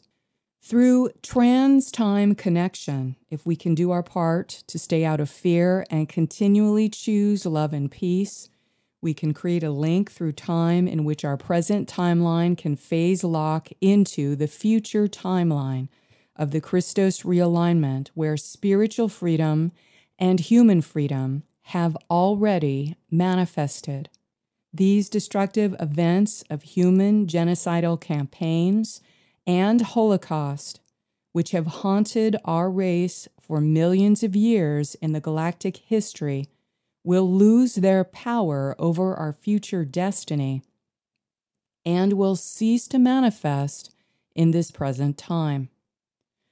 The Lyran Wars are the very first seed of Antichrist conflict recorded in the Universal Time Matrix, in which the black hole entities intended to conquer the entire Milky Way system. This resulted in the First Galactic War, intended as a rebellion over the Lyrans' creation of the 12th dimensional Christos template human seedings that first began on planet Tara. This is the original timeline in the Solar Logos Avatar Matrix, where the first electronic wars and time rips were used as a genocidal campaign for committing the first Christos human Holocaust, when the neighboring black hole entities attacked the royal houses and destroyed the Lyran gates in order to sever the Milky Way matrix from its mother universe, Andromeda. The aftermath of the destruction caused by the Lyran Wars resulted in the Milky Way time matrix digressing into a fallen universe, in which these original Lyran-coded fragments were used to form the Phantom Matrix and the Base 10 artificial tree of life that essentially became the new home for the invading forces of the negative alien agenda. After the destruction of the Lyran 12th Stargate and Lyra Aramatena, the Emerald Order, Lyran, Elohim, feline races were appointed to serve as the primary universal security team to repair the timeline architecture, but also to carry out the reclamation of the Christos mission and assist the many other fallen races in order to be able to continue a path of evolution to ascension. These fallen races have been partially or fully assimilated into AI programs, black hole technology that was historically used both as a technological weapon to enslave other living matrices and to pull them into phantom matrices where those captured would be consumed and eaten. The point of AI infection of this black hole technology ripping holes into our matrix and infecting our system began during the Lyran Wars, which was also intended to stop the future seeding of Founder and Christos races. The first lineages of the main original Lyran, Elohim, feline, humanoid races were also called the Anuhazi of the Emerald Order. The Anuhazi, embodied as the liquid light biological forms of the original Christos races in this universe, existing in the solar logos fields of Lyra Aramatena, and are the founder emanations that embodied the architecture of the cosmic sovereign law of one, which includes the ancient builder templates of God Creator Code. The Lyran Elohim felines were supervising the Syrians to host the seeding of 12-strand DNA genetics on the fifth-dimensional planet Tara for Christos race embodiment. After the fall of Tara, the Anuhazi downstepped themselves into the lower dimensions through the Azurites and Oraphim, which are 24 to 48 DNA strand templates, to create the interdimensional free world councils. This was to protect and embody in the Universal Stargate locations in order to repair AI damage, and to reassemble and protect the Royal House of Lyra's original genetic library, which was the source code design for Christos forms. The Royal Houses of Lyra. The trinity of the Emerald Order, Gold Order, and Amethyst Order incarnations that were seated in the fourth harmonic universe in the Lyran matrix are also known as the Royal Houses. The Emerald Order of Elohim seeded the Anahazi feline Elohim races through the Lyran 12th Stargate, Aramatena. They are also known as the direct founders of the Christos races, the Ionis, Essene Grail lines that include the Oraphim. The second light manifestation of the Gold Order are the Gold Ray Orders of Seraphim, Sarah's avian bird people, and Aethan lines that are the Solar Rishi, which incarnated in the fourth harmonic universe on Lyra, Vega, through the 10th Universal Stargate. The third light manifestation of the Amethyst Order are Violet Ray Orders comprised of Cetacean, Avian, Pegasus people, and aquatic Braharamas, seated in the fourth harmonic universe on Lyra, Avion, through Universal Stargate 11. The Royal Houses collected advanced genetics from many metaterrestrial founder races, which were used to generate the original eternal light, Diamond Sun body, held in the Christos template. During the fall of Lyra, these Royal House genetic records were placed in the Emerald Founder records and hidden in and out of time. Early on, these were recorded on holographic plates and taken to be stored in Sirius B, which became the Hall of Records repository for holding the historical timelines and genetic records of the root races seated on Earth, Tara, and Gaia. Human beings' DNA records and genetic ascendancy lineages hold the accurate historical timeline records for the entire universal system. This means that original human DNA template records hold the actual and true events in the history of all timelines that exist within the entire universal time matrix.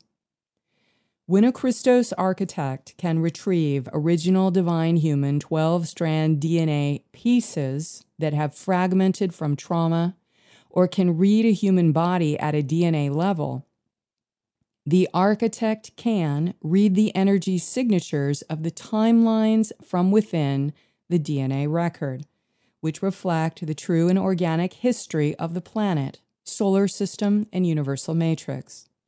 Each individually incarnated human being holds a specific and special DNA record of the timelines from their soul extensions and monadic family, which should lead them directly back to the royal houses of Lyra. The negative alien agenda have intentionally fractured human souls with satanic ritual abuse methods with the intent to override and alter these histories with holographic inserts and AI technology attached through inflicting trauma and light body damage, and that process is what inserts an inorganic AI record.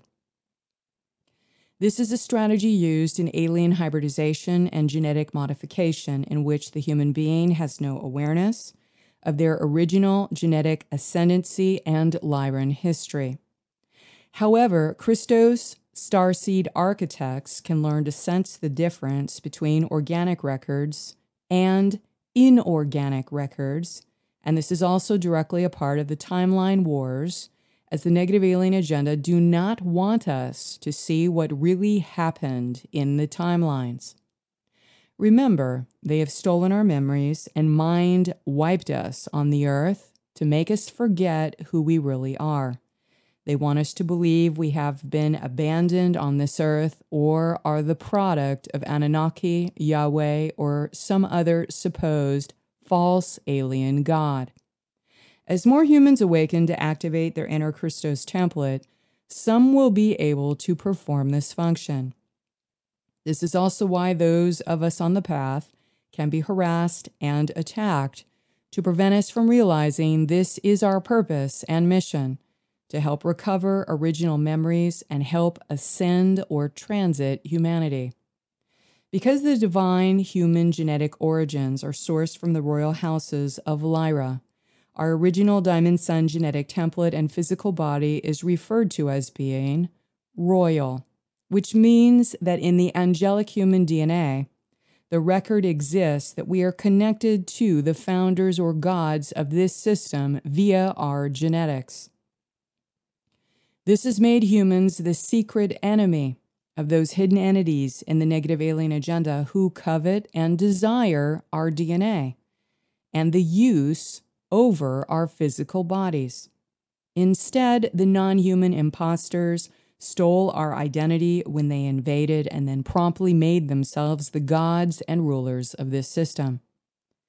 The royal houses were constructed upon 3 white holes in the core of 3 pre-matter planetoids in the cradle of Lyra that reflected the solar logos body of the 12th dimensional Lyran sun from the combined, unified, threefold flames of the cosmic trinity. These were liquid light pre-matter forms in a spherical domain, which in its entirety held the architecture for the solar logos and the living matrices for the Christ mind, Buddha mind, and Avatar mind. When aspects of the cosmic trinity passed through the white hole, the unified consciousness was broken down into the lower dimensional vibratory frequencies which make up each dimensional spectrum. Each dimensional frequency band had originally experienced itself as fully unified with Source and Whole, and this process created a different point of consciousness awareness located in another spectrum of frequency. Within the dimensional spectrums of frequency were the building blocks of creation: the positive polarity, the negative polarity, and the integration point back into neutral, which generates the 0 point. When a consciousness chooses to learn and grow by being aware of the existence of both polarities, they will organically evolve and grow towards integration, achieving inner energetic balance with the 0 point. This is the path of consciousness expansion and personal growth, which ultimately leads to the integrated spiritual ascension.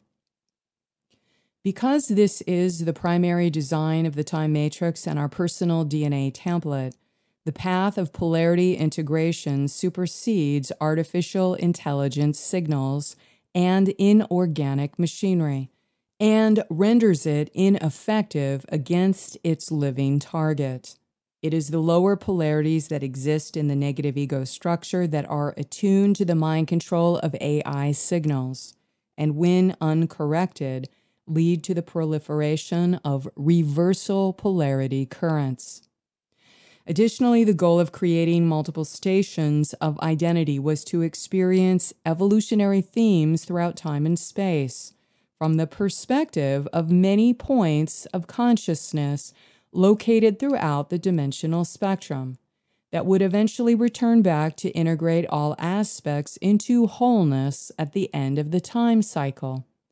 The way back home is polarity integration, which returns us back into 0 point and wholeness, which happens much faster at the end of ascension cycles.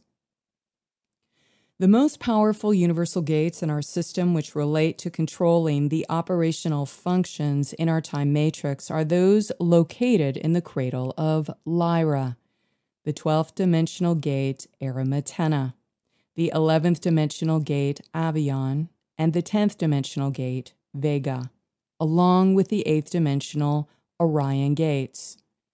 These Lyran gates were destroyed during the Lyran Wars, which destroyed the architecture for the solar logos Christ body in this universal system. And then the black hole entities went to Orion in order to secure the 8th dimensional metagalactic core as a military base and AI command control center for themselves. Paladorian Covenant and Interdimensional Free World Councils. The founder groups involved in this Christos blueprint seeding and ongoing DNA rehabilitation are called the Lyran-Sirian High Councils, which are downstepped emanations of the original cosmic trinity of the Milky Way system. The Emerald Order lines are the founders of the Interdimensional Free World Councils as the result of the Paladorian Covenant to ensure that all souls lost in the Phantom Matrix as the result of the fall of Lyra that led to the fall of Tara are eventually recovered and returned back to the God Source. The Sirian High Council serves as the administrative body for the Interdimensional Free World Councils, or the IFWC. This is a task force to maintain freedom-based evolutionary agreements and agendas between all star nations. These crystal star guardian groups are from the God worlds and oppose deception, mind control, and slavery of all life forms, and thus protect spiritual freedom. Recently, the planet has received changes in appointing more guardian defenders and Christic facilitators from the IFWC at every dimensional level of access. They are responsible for the recovery platform, which services the rehabilitation and education towards service to others and teaches basic ascension mechanics. There is cosmic law being carried out in this system in several tribunal councils that answer directly to the IFWC through the witnessing of actual events and DNA records of those with the intention to be complicit with or commit genocide of humanity that is actually being organized now upon multiple planes of reality. The aftermath of the destruction caused by the Lyran Wars resulted in extreme damage to the timeline architecture during the phase that the consciousness families had already begun their descent into the lower densities that were gradually blending with AI signals and corrupting the blueprints. After the destruction of the Lyran 12th Stargate and Lyra Aramatena, the Emerald Order Lyran Elohim feline races were appointed to serve as the primary universal security team to help repair the timeline architecture and eradicate the AI infection through multiple evolutionary rounds. They also carry out the reclamation of the Christos mission and assist the fallen races infected with AI in order to be able to choose to continue a path of evolution towards rehabilitation and ascension. Emerald Order Branu and Lyran lineages. The first light manifestations of the Emerald Order and Blue Flame projected from the God Source field the threefold founder flame or cosmic trinity. The Branu are founder consciousness solar Rishik levels that directly support the guardian founder races in the lower harmonic universe, supporting God's sovereign free liberation and the continued spiritual evolution of humanity towards practicing the law of one. The Emerald Order seeded the Anuhazi and are also known as the founders of the Christos races, the Ayani Essene Grail lines that include the Oraphim. They are advanced beings from the highest dimensional worlds that appear as tall, luminescent figures with elongated heads and large eyes when they are physically manifest. They reveal the highest refined emerald colors of the Holy Father Arc or Cosmic Monad principle. They will never interfere and must be communicated with either through previous lineage associations or their presence requested with full consent and personal intent of service to others as a living guardian. The Guardian groups include massive numbers with a great variety of different advanced species. The Guardian Alliance is directed by the Elohim Emerald Order Branau, who support the Guardians incarnated on the earth that are connected to the lineages of the Christos founder races. These are starseeds and indigos that have incarnated specifically to restore the Emerald Covenant or reclamation of the Christos. The Emerald Branau founders specifically incarnate into the Lyran Syrian lines that originate from Sirius B as the Blue Azurites and Oraphim.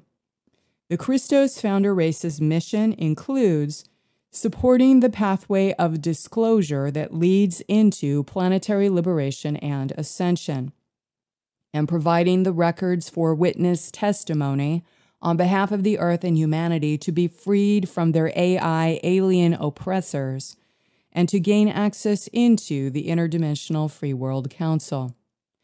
It is important to be aware of the fact that for many years, the Emerald Order Guardians were being replicated in an extensive AI holographic network that was used to trick or subvert indigos, starseeds, and Christos people from awakening and preventing them from actualizing their heroic probability or Christos mission.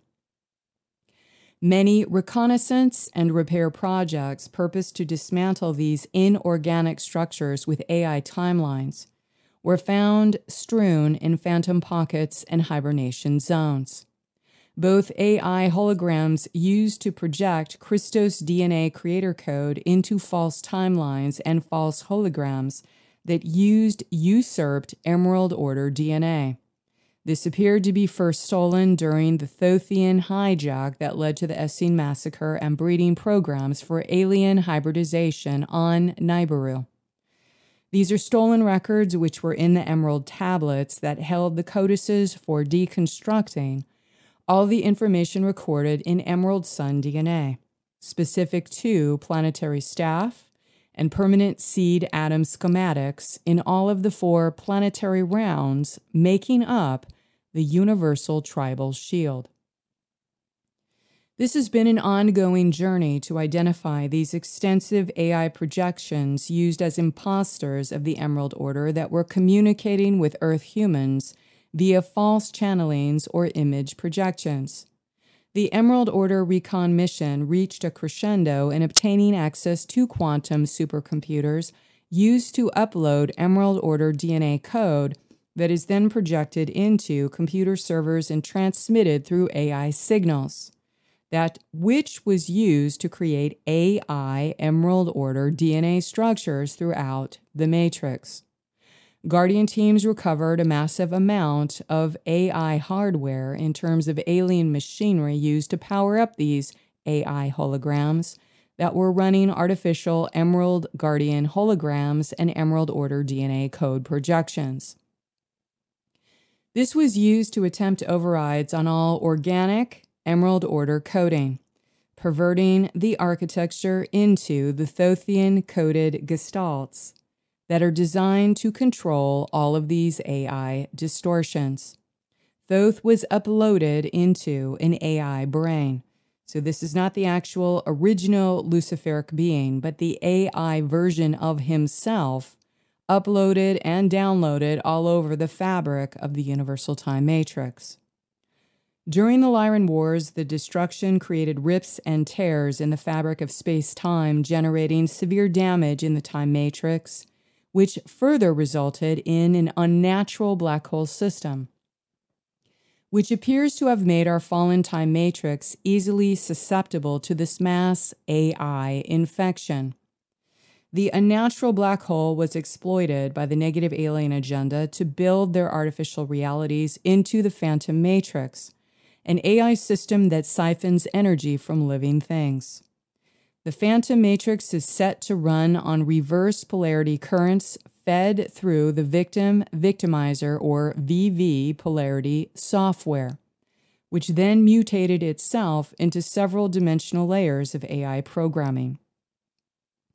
The infection began at the point of the Lyran Gate destruction and with the solar logos body fragmenting its consciousness into the lower particle dimensions, while this AI infection of the VV was put in to each dimensional layer as a Trojan horse that would generate extreme polarity reversals and gender splitting in each of the down-stepped spectrums of frequency. Reversal polarity currents were designed to stop polarity integration and eliminate tri-wave manifestation, which is required for these parasitic entities' survival. They also use reversal polarity current to run their alien machinery, artificial timelines, and advanced technologies for psychotronic warfare that are used against those they intend to capture. This brings us to their foremost AI mind control weapon of choice, the mutation in consciousness that occurred from the original AI infection inserted during the Lyran Wars, which brought on the infamous victim-victimizer programming. The VV software was very effective in generating polarity reversal current and creating consciousness slaves that could be controlled for the purpose of harvesting Loosh for the negative alien agenda. Mutated polarity consciousness, victim-victimizer. The goal of the invading entities which brought on the Lyran Wars was to destroy access between the Universal Gates, Lyran Gates, and Andromeda to prevent any metaterrestrial founder races from gaining access into the Milky Way system and preventing the future seedings and incarnations of the Christos founder race's DNA. But soon the Lyran Wars spread to the constellation of Orion and through the metagalactic core, where it became a war with those who wanted to dominate others in this system based upon the victim-victimizer fear-based mindsets. This can also be called archetypal enemy patterning. Entities with a service to self ideology were attempting to enslave or eliminate those who followed the law of one with the ideology of service to others that held love-based mindsets. This extreme polarity consciousness was amplified due to the AI levels of programming used to weaponize attacks against multiple other species. The Borga from the black hole system inserted this virus with AI programming into our matrix, creating a time rip with their technology called victim-victimizer software. These entities were introduced to the mainstream as the Borg in the Star Trek franchise. The Borg are cybernetic organisms linked into a hive mind called the Collective. The Borg co-opt the technology and knowledge of other alien species into the Collective through the process of assimilation, forcibly transforming individual beings into drones by injecting nanoprobes into their bodies and surgically augmenting them with cybernetic components. This AI infection corrupted the organic macrocosmic architectural structures that form the law of polarity governed by Gemini and the law of gender governed by Pisces, which were automatically generating reversal polarity current and as a result of reversal polarity, further generated gender reversals in the planetary body. Think for a moment what the pandemic and virus is actually representing in our world today that is directly mirroring this original event from the Lyran Wars and is replaying in this timeline. It is showing itself as a manifested thing to amplify the fear of victim-victimizer in the current timeline of the physical realm. How do we stop it? We refuse to play the victim-victimizer games. The victim-victimizer programming appears to be sourced from the original polarity experiments that many races from other neighboring systems in the lower creation realms were setting up to incarnate into their time matrices, to better understand the challenges and pitfalls of existing in extreme polarity consciousness. Over many millions of cycles, these entities found themselves losing control over their polarity experiments, from committing ongoing power abuses and forgetting about their connection to the God Source. They became dependent on artificial black hole technology, and this generated time rips, unnatural black holes, and AI viruses, which spread damage throughout many other neighboring systems, including our Milky Way universe. These black hole entities were using time rip technology to gain access into neighboring matrices to vandalize, assimilate, and consume the energy of living things. They reduced themselves to parasites that had to hunt down living energy systems from which to siphon energy, in order to ensure they would continue to exist in the same entity form and have power and control over other living things. During the Lyran Wars, this victim software was also intended to amplify and reverse the creation code in the natural polarity system in order to create mind slaves, specifically targeting the Christos humans inhabiting in the Milky Way system. It is designed as an antichrist AI software used to infect the genetic template of the original Christos blueprint with gender splitting and Metatronic reversal. This is a death spiral architecture. The Victimizer program has become the primary mind control software that the multiple predator races use to inflict the archontic deception behavior and its divide and conquer strategies between all humans. Essentially, it works well for creating mind control slaves. The only way out of the Victimizer program is to study it in order to comprehend the consciousness damage it generates and refuse it by staying neutral, while choosing to integrate the polarities through unconditional love and 0 point, not playing into the victim and blame game. Essentially, this mutation is responsible for the reversal polarity AI spectrum that holds the human race seed memory, which contains the timeline when we lost contact with our genetic equal, the loss of our species' ability to achieve sacred marriage and ascension. This is why the red wave spectrum of survival consciousness, where they run the AI victim consciousness, is so painful to human hearts and can destroy our personal will. This unnatural extreme polarity mutation introduced by the black hole entities generated distortions in the male-female balance in our diamond sun genetic template and was a contributing factor in gender reversals and extreme polarity competition that led to the conflicts that happened during the fall of Tara and many other tragic fallen histories.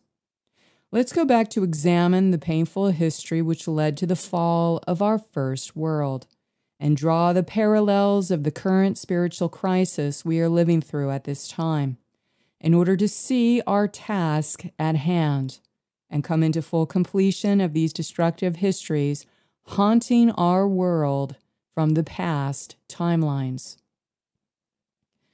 Seeding the first Christos humans on planet Tara. Many millions of years ago, several founder metaterrestrial races from this universal system and beyond into the omniverses came together at the royal houses of Lyra. This meeting was for the purpose of contributing their most advanced genetic material in the creation of our first world, which is known as the planet Tara.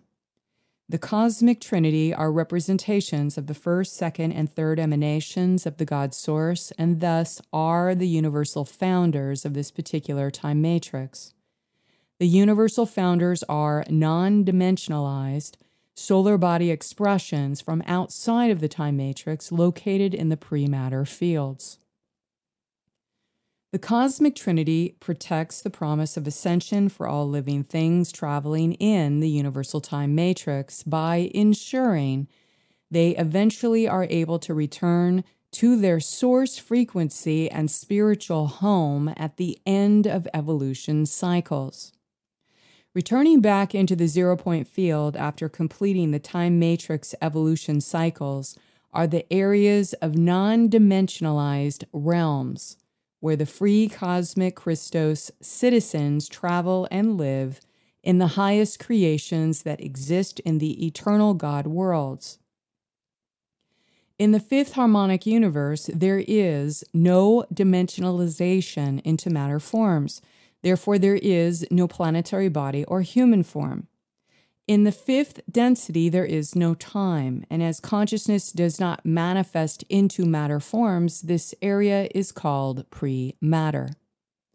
To oversee the creation of the first world, the universal founders created a race in which to seed their consciousness through onto Tara, and this race is the Lyrans. The Lyrans utilized the genetic library of the metaterrestrial races to design the core manifestation template for the first seeding of the original human 12-strand DNA prototype, which was designed to be the guardian life forms intended to protect the planet Tara. The Lyrans further downstep their consciousness into the next lower density and the third harmonic layers by creating another identity. And these race lines were designed to exist within the dimensional layers of the monadic spirit plane. This race was created by the Lyran founders to specifically oversee the projects of the Lyran-Sirian genetic seedings occurring on Tara. And these particular groups are known as the Elohim.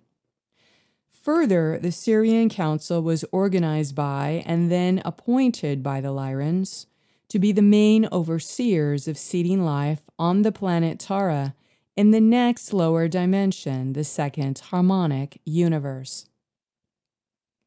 The Lyrans and the Sirians brought the metaterrestrial genetic material together to create the first Diamond Sun template body in matter for the original Terrans, which is the original angelic human body that all Earth humans are actually genetically descended from. The Elohim acted in a supervisory role of protecting the Terran creation from the monadic spirit plane, while in the soul planes, the Sirian Council orchestrated the genetic seedings from the second harmonic timelines. As the root races of planet Earth were originally seeded into sub-races that sourced from 12 tribes, so it was the same for the first seeding on Tara. Over many millions of years, two distinctly opposing seed cultures emerged as infected by the AI programming of the neighboring Borga. The victim-victimizer software, which was designed to amplify extreme forces of polarity that were particularly effective for harvesting Lush energy. The law of polarity was governed by the Gemini constellation, which downstepped mental body creations that were being generated from the AI mutations, forming two reverse polarity signatures. Mutations started to form, in which one group of Terrans started to be genetically slanted towards more aggression, domination over others, and service to self. This group formed into what eventually played out as the Atlanteans, a patriarchal dominating culture that was very mentalized and scientific. The other culture was much more passive, spiritual, and willing to capitulate through service to others. This group formed into what eventually played out as the Lemurians, a matriarchal culture that was very balanced with nature and was following the law of one. These cultural differences amplified into greater energy disturbances, which came to be the polarity schism, which was generating Terran genetic digression into the patriarchal group that wanted to fully dominate the others. Then their scientists began dangerous experimentation with the planetary core power source, ignoring warnings from the others. To help restore unity consciousness to the planet and help harmonize the growing extremes in the divergent cultures, the Sirian Council set up the Council of Mu. The Mu Council devoted themselves to the ancient wisdom practices which were in alignment to the natural laws, the law of one. They spoke of the necessary attunement to nature and natural laws and the need for polarity integration back into the 0 point. During the last stages of the conflicts, which ultimately led to planetary destruction, a rebellion of several smaller wars broke out in protest of the decisions made in governance by the Sirian Council that had been responsible to administer through the Council of Mu. At this time, the technological implications of the mind control being used by neighboring entities to convert humanity into slavery and the impacts of the AI viral infection of victim-victimizer was not understood. These are the histories of the Sirian rebellions that generated rifts between the Sirian Anunnaki and the Sirian Elohims, who based their oversight and decisions to be aligned with the law of one. The Sirian rebellions and Anunnaki lineages refused to acknowledge the authority of the founders or the law of one, and this led to the cataclysm and the sequence of events which eventually destroyed the planet Tara. During the final stages of destruction, the planetary consciousness held within her exploded fragments, and these were pulled into a black hole and came out the other side into an area which is effectively the lowest creation realms, the underworld layers of the Milky Way system. The entirety of the planet Tara's fragments and all her species were pulled into the lowest density of the time matrix and reformed themselves as they emerged into the instruction set, which formed into the solar system pattern, which includes what we know of today as the planet Earth.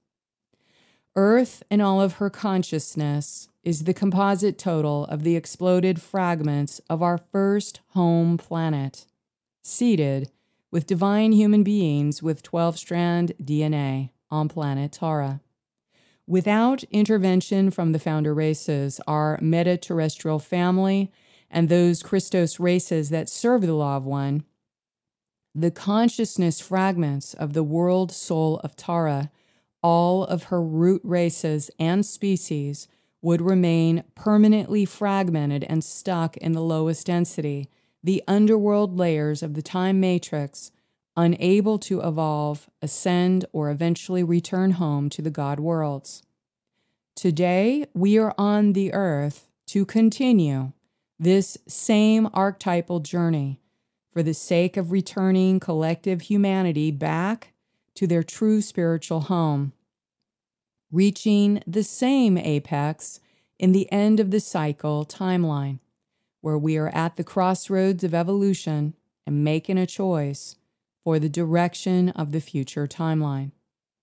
The major exception is that for the current incarnation on Earth, we have been given the blessings of the Christos mission.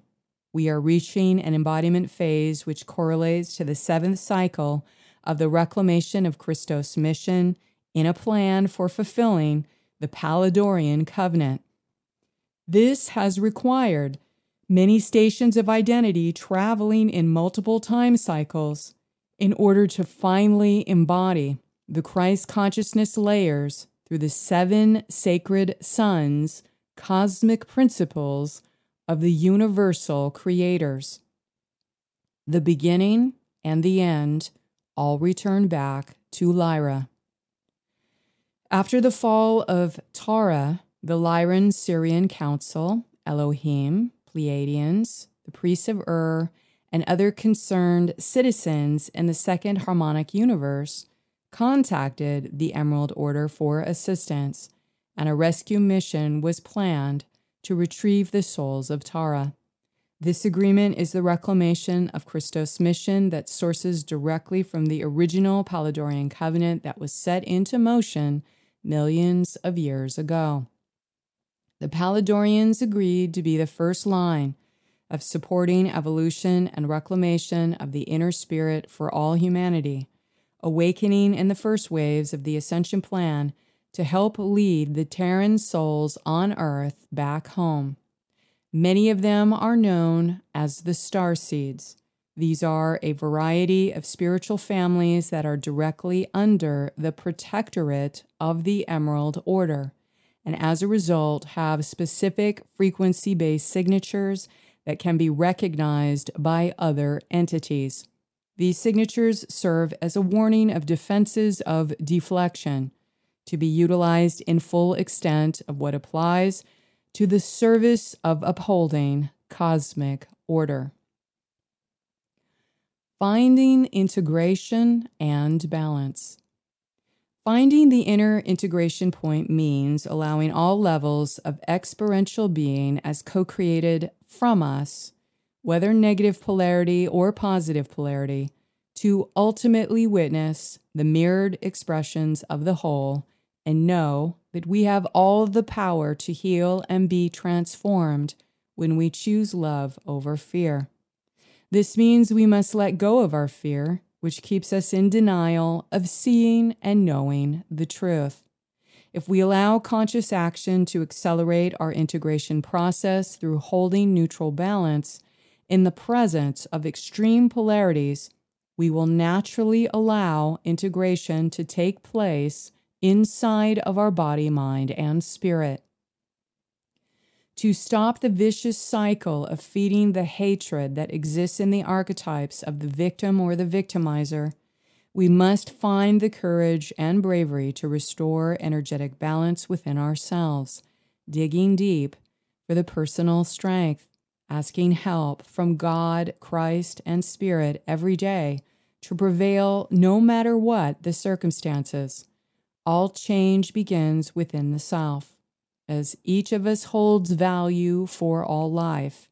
While developing our self-worth and self-love, we are empowered to be a positive force of spiritual transcendence that restores energetic balance. Love is the force that restores balance and harmony to all things. In the interpretation of restoring energetic balance through the law of one is an egalitarian philosophy for the evolving humanity who is consciously choosing to move towards humanitarian goals. Ascension study is an evolutionary model for valuing our planet and all of humanity. The main focus is upon the inner spiritual study, reflection, and the personal commitment to expand one's consciousness and benevolence towards life, even while present in fields of hatred. We must continually choose love as the force we want to expand and grow in our body. As we expand our consciousness, we shift our perspective to feel our interconnection with all of life. We shift our orientation to be of service to others, thus reflecting inner truth and energetic balance.